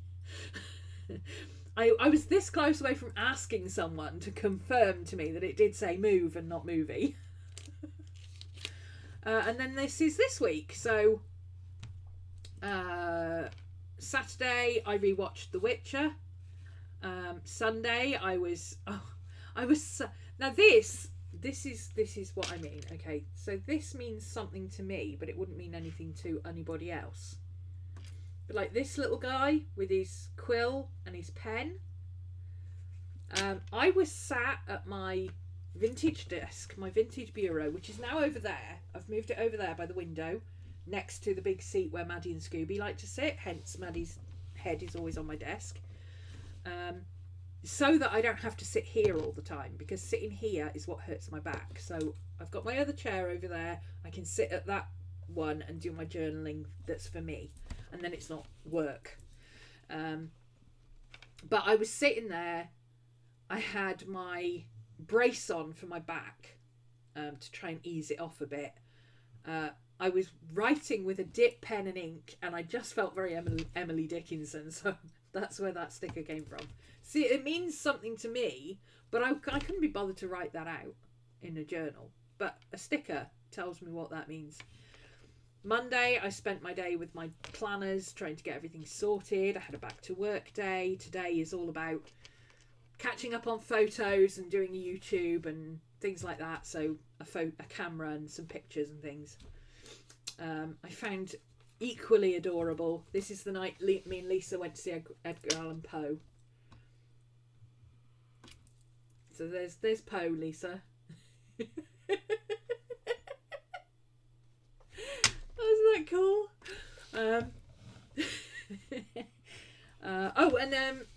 We did in class, we did a spell for Australia, a water spell for Australia. So I got a little witch there with her cauldron. I think she's supposed to be cooking, but she's got a cauldron, so to me she's a little witch. And she's got a little pointy hat on. So that was our day that we did a spell for Australia. Did I swoon? Did who swoon for what? You love the book and movie cutout. Yeah, I've done this before, but I'd completely forgotten that I'd done it. And then I saw Little Raven Ink doing it, and I thought, oh, hang on a minute, that's what I can use this for. So, you know, when I binge watch a show, like I re-listened to Joe Kender's audiobook. Oh, Emily Dickinson. No, I didn't swoon. My corset wasn't tight enough. Australia's cold and wet now. Yeah.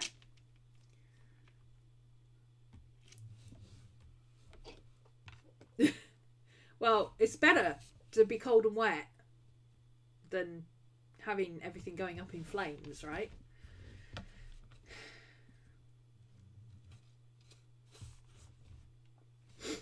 So yeah, I'm enjoying this little thing because just every day I just go through, I get time to go through all my stickers and pick a sticker that is my day.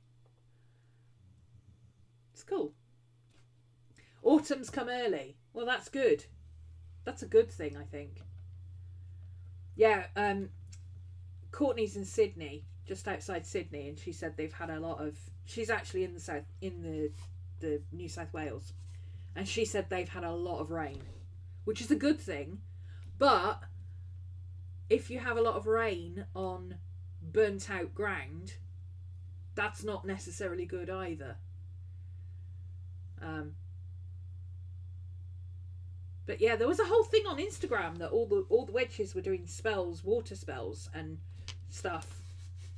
And who knows if it works or not. We believe it works, so we do it. Am I using the notepaper in it? Not yet.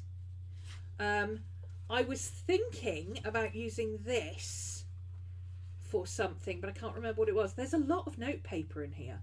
For somebody who writes so tiny, there's a lot of notepaper in here. I might use this just for the lists that I like to keep that I don't really need to. So like every time I put a book down, you know, books I've read. I mean, I know they're in here, but I could keep a list of those, or I could, I don't know, recommendations and stuff, all the stuff that I don't want in my work planner maybe. Because I think that comes under health, heart and home. Things you love, things you enjoy. It's kind of a little Marie Kondo book, this one. Oh, I know. There's a challenge called 20 in 2020. I do not have the full details. I know I don't have the full details here. I will find the full details because I need to do it myself actually. But I saw a couple of people have started doing it. It's a 20 challenge. It's a challenge for 2020. And I think it's called either the 2020 challenge or 20 in 20 challenge. Something like that. It's a pun on 20. And there's 20 things that you do 20 times. So it's fun things like read 20 books that you didn't expect to read 20 extra books, go to 20 places you've never been before and explore, take 20 selfies in new places that you've not been to before, that kind of stuff. But there's loads of people have done different lists and different types of things. I had a list somewhere. Oh, is it on my iPad? It might be on my iPad. It might be on my iPad. It might be on my iPad. See, this is why I can take my iPad everywhere. And yes, this thing is listed.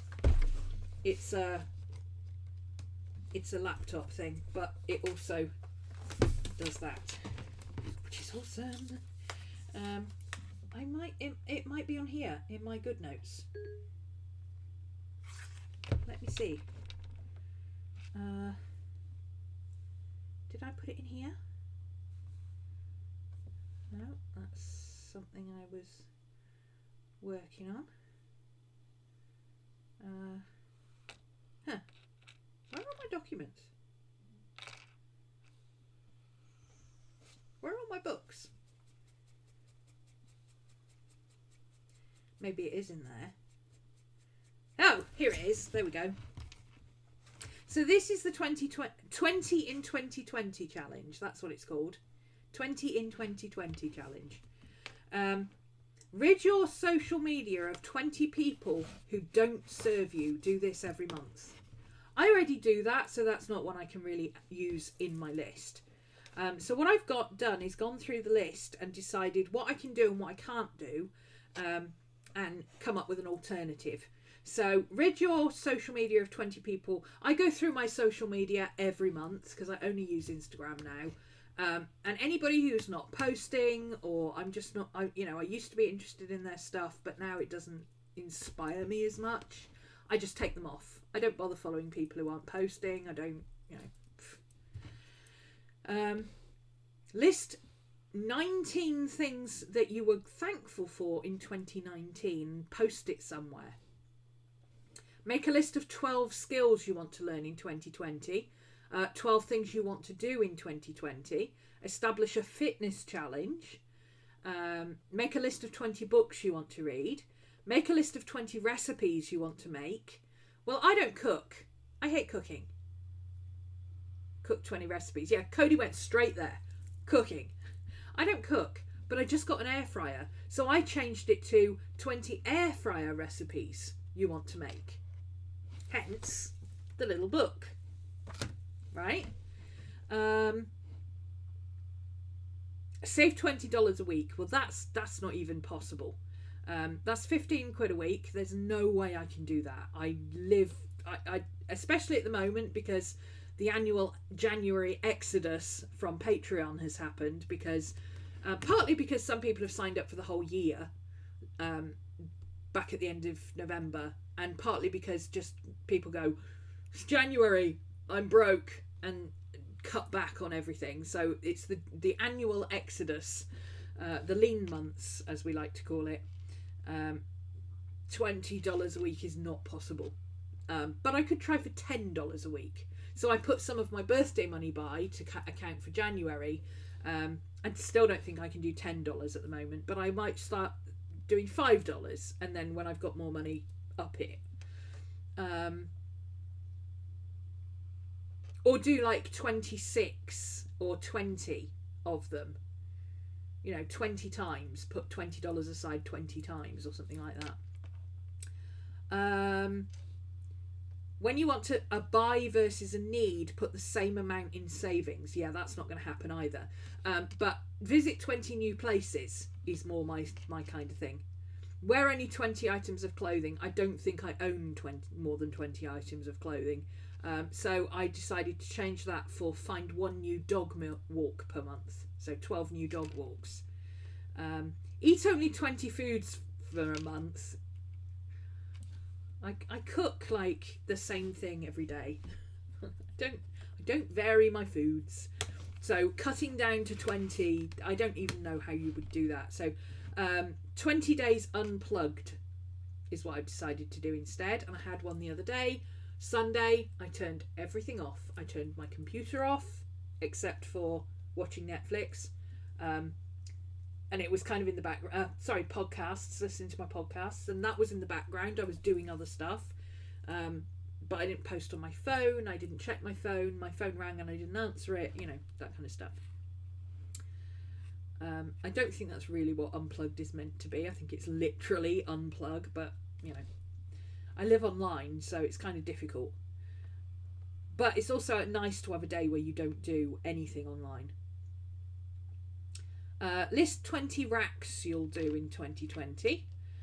Start a clothing exchange or a dessert exchange in your neighbourhood, or a wine exchange. Yeah, I don't know what kind of neighbourhood they live in, but we've already got a clothing exchange and I'm already a part of it. So I thought, learn to sew 12 new things this year, because I want to make use of my sewing machine, and I'm super inspired by people like Kathy Hay and Bernadette Banner and Noelle, I can't remember her surname. She's costuming drama on YouTube. Learning to sew old stuff like petticoats and Edwardian skirts and stuff, and my inner goth is like, oh, I so want to do this. So yeah, I want to learn to sew 12 new things, or gain 12 sewing skills, like putting in a zip or whatever, something like that.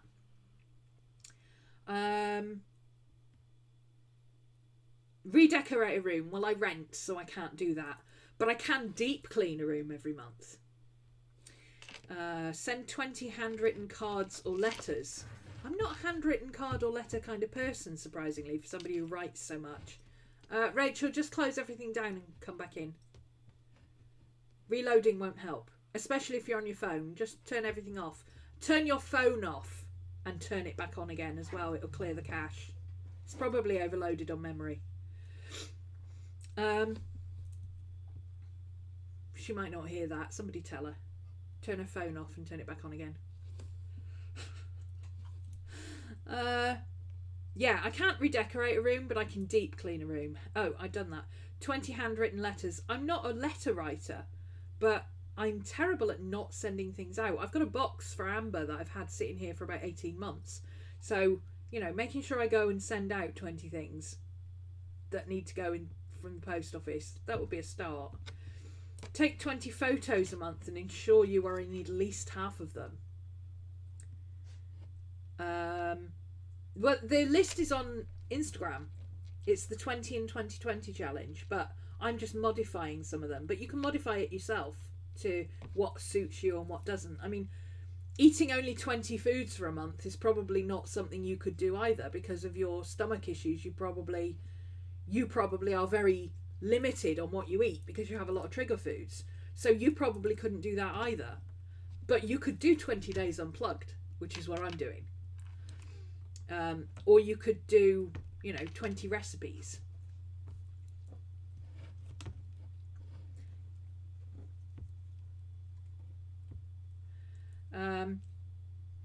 I bet she hasn't turned her phone off since the day she's got it, so her caches are full, so her memory's down, so she can't stream. Yeah, take 20 photos a month and ensure you are in half of them. That's quite a challenge. That's a challenge on its own. Make a year-end calendar with your photos and use them as gifts. Plan 20 movie nights for the year. Well, I already do that every week. I've pizza and scary movie night, either on a Friday or Saturday. I'm kind of using Saturdays lately. But I already do that. So instead, I decided make 20 paintings this year. You do 20 minutes a day unplugged before night, every night before you go to bed. Yeah. So there's one of your challenges that you can make sure that you do every day for the rest of the year. 20 minutes every day unplugged before bed. You could couple it with 20 minutes a day unplugged to start the day, so that you don't immediately get up and start checking emails and that sort of stuff. So yeah, I think that's a really good challenge, and that was what I was thinking of using those extra note pages for at the back of my Hobonichi. That's where that came from, because Lisa asked me what I was going to use those note pages for. Yeah, so I'm thinking about doing that because I've seen people do some tracking spreads and stuff and lists and all sorts, and I was thinking that would be a fun thing to do, because there's lots of pages. There's 1, 2, oh, they're numbered. I don't need to count them. Yay! There's 68 pages at the 69 pages at the back of this. That's more than enough. Oh, well, 70 if you include the cover page with the index. So I could do, literally do one on each spread, or I could do a tracker on each side and then have 2 pages of places I want to visit and information about them and stuff like that. I've got a lot of friends online who live reasonably close to me. I could have, visit local friends 20 times, because I don't ever visit anybody. I never go anywhere.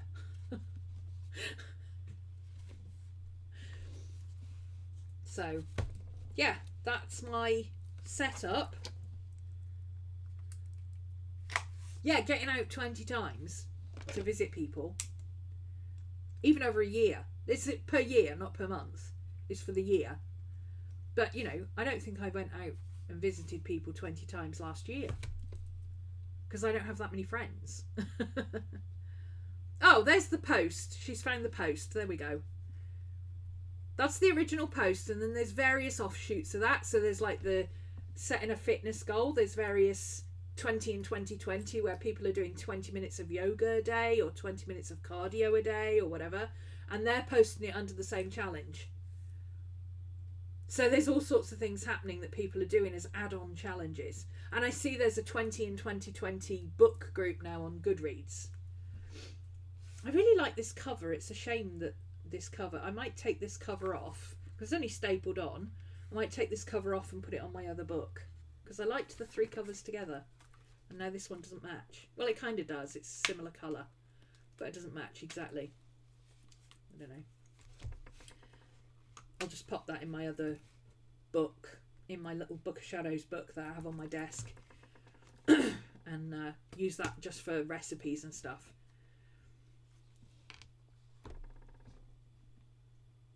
"20 minutes a night unplugged before bed." See, I don't do that.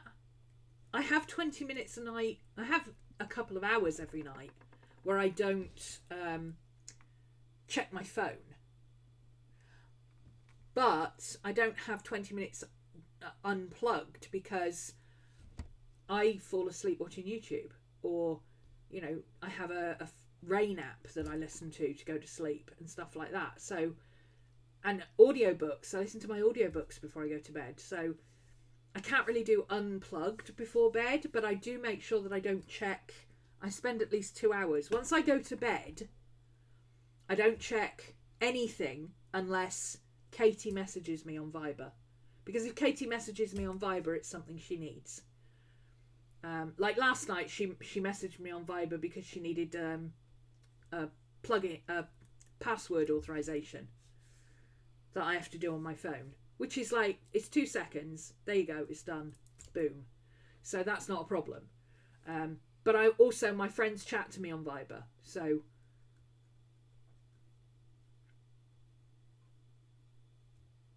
you can't listen to books without having the text in front of you.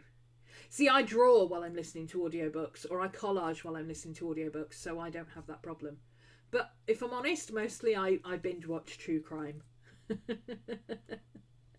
I fall asleep to watching Who the F Did I Marry and stuff like that, and Killer Next Door and stuff. Which I know doesn't work for everybody. But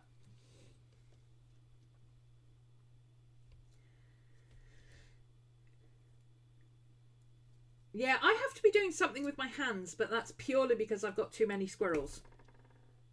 I have to keep my donkey and my gratification monkey busy. If they're not both busy, then I can't concentrate. So my instant gratification monkey has to be doing something fun, like sketching or doodling or colouring in, or, you know, just something fun. And my lazy donkey can just be watching YouTube or binging Netflix or whatever. Yeah, I love documentary voices to fall asleep to, especially Peter Thompson. Forensic Files. 420 episodes of Peter Thompson on the Forensic Files. Just, I like to play fall asleep bingo to that. Popping videos. Oh, you're a pimple popper. I do like pimple popper, actually. Not the big cyst ones, but I kind of like the blackhead ones. They're very, you get a good feeling from them, like, yeah, this is a good thing. I also like Meticulous Manicurist. She's brilliant. She's got a very relaxing voice. And there's a bloke who does drawing tutorials who's got a very relaxing voice as well. Justin Donaldson? Is it? I don't know. I can't remember his name. I can't watch Ancient Aliens before I go to bed because I just laugh too much. I can't watch Ancient Aliens or conspiracy theories because it just has me in stitches. But yeah, Forensic Files, crime documentaries, anything like that. I can't watch one that I haven't seen before. Like I watched the Rebecca Zahow one the other day, but I watched that specifically to sit down and watch it. And I doodled while I was watching it. Actually, I think I was filling this in while I was watching it. Because I hadn't seen it before and I knew Paul Holes was on it. So I had to concentrate on that one because he's fascinating. But like Forensic Files, I've seen every single one of them at least 20 times. So I don't have to listen to it. David Attenborough, yeah. I like David Attenborough, but I don't like the animal stuff sometimes. It's always like, you know, too many. I know it's only nature, but I don't like seeing animals killing each other. So I've got to be careful what David Attenborough I watch. But yeah, he's got a nice voice. And his, I think it's his nephew or something. What's his name? Oh my god, it's completely gone.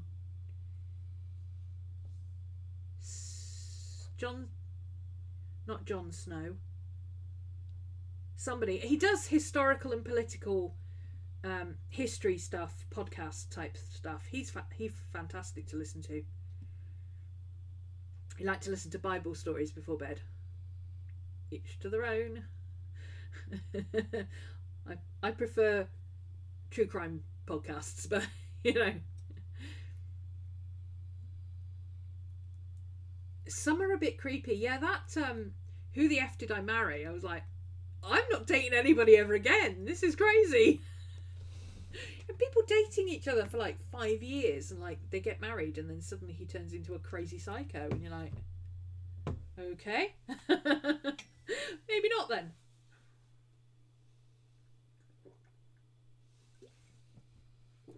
Anyway, that's my lineup. So my bullet journal for work now sits on my desk, mostly there. It's actually in my car a lot of the time because sometimes I write on my desk over there.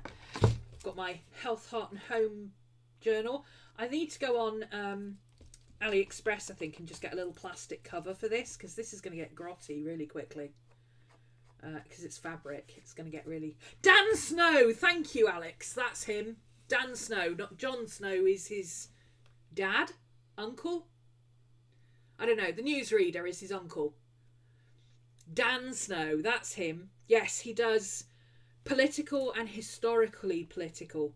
Historical and historical political podcasts and shows and stuff like that. Oh, he's got such a lovely voice.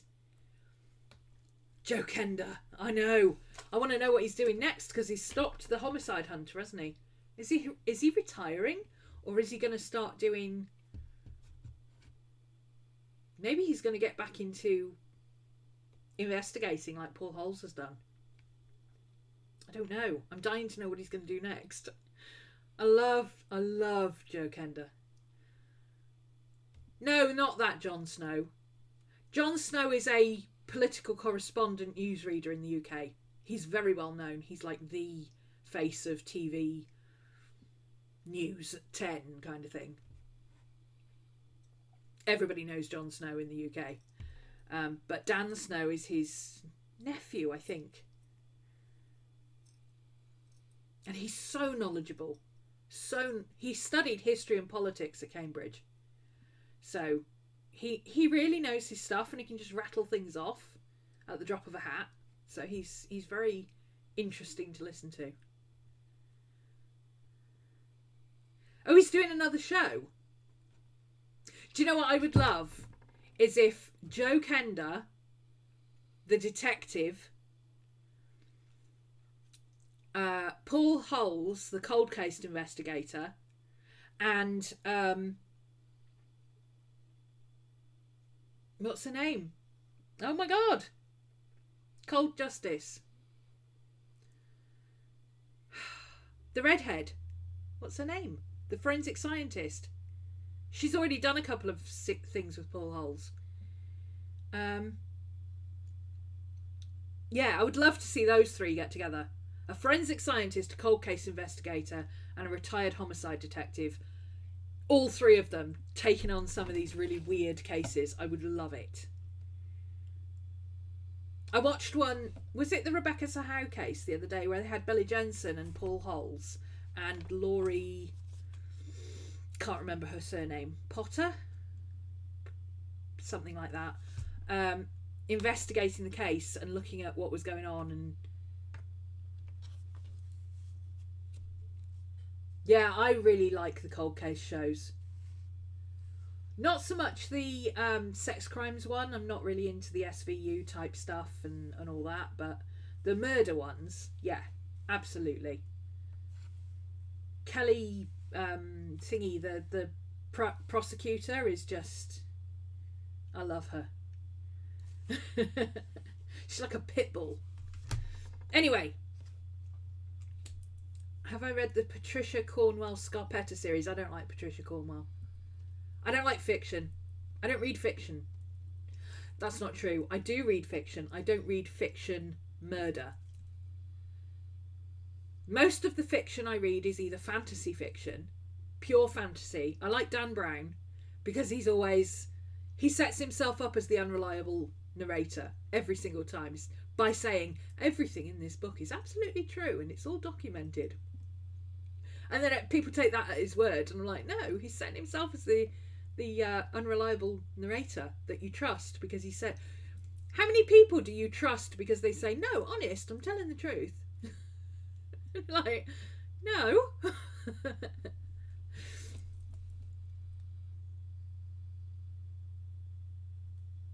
Yeah, I don't do fictional crime detectives and stuff like that. But I like Dan Brown. He's funny. He's fun. Because he sets, like I say, he sets himself up as an unreliable narrator. So straight away you know that half of what he's going to tell you is outright lies.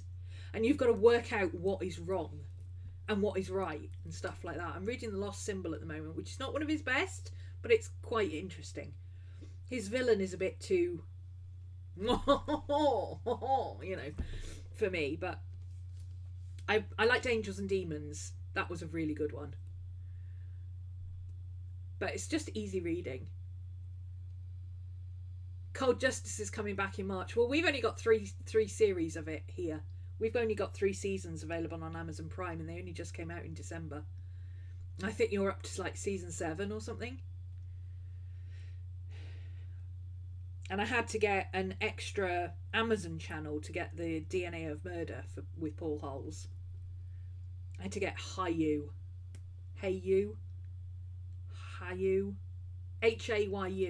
Is it supposed to be Hayu? Hayu? Something like that? I don't know. It's like 5,000 episodes of ridiculously wealthy suburban housewives and Kardashians, and then like 7 true crime series. So you have to wade through all the Kardashians to get to the true crime, but they've got some good true crime on there. Origins I haven't read yet, but I've got 2 Stephen Kings to read before I get through that. Unreliable narrators. The Joker was amazing. Yeah, I love the Joker. Anyway, I'm going to call it a day there. Welcome back to 2020. I'm feeling a lot better after my finally getting a holiday. And I'm still hoping to get Twitch working again, but I tried it over Christmas and it didn't work, so I don't know. So I guess Friday, if I'm not on Twitch in the morning, I will be here in the afternoon. And it'll probably be later. It'll probably be 5. Don't waste your time on Origins. But I like reading them because they're really trash. The reason I like Dan Brown is because his novels are trash.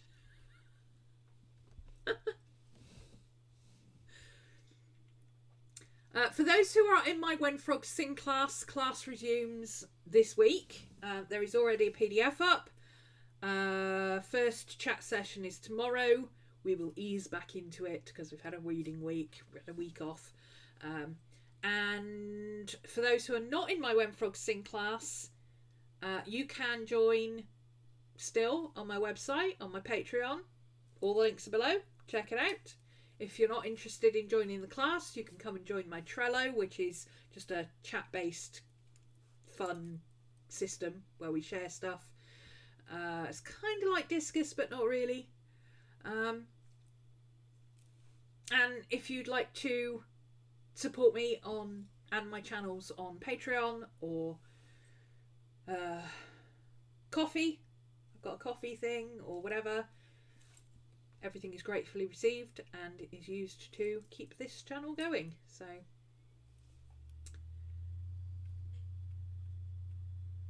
the big reveal was really obvious. Oh, I love that. I like to see how early I can guess it. Read cereal boxes. Yeah, I read cereal boxes. I'll read anything, me. Doesn't matter how bad it is. Except for fictional crime. Most of the time. Well, I suppose Dan Brown is fictional crime, but it's more fictional murder, like detective series and stuff like that. I'd rather watch real detectives. or things like Mindhunter that are based in reality. Stuff like that. Right, I'm going. Thanks very much for joining me. Have a good week, and I will see you, actually have a good couple of days, and I will see you again on Friday. Friday, yeah. And I want to do some more sketching and painting and stuff like that, so I'm thinking maybe the Wednesdays this year will be sort of Witchy Wednesday and planning and journaling and that kind of stuff, and then Fridays I might do painting like I used to do over on Twitch, if I can't get Twitch going. I'm still having trouble even connecting to Twitch. I do not know what's going on. So, there you go. Thanks for joining me. See you again soon. Bye.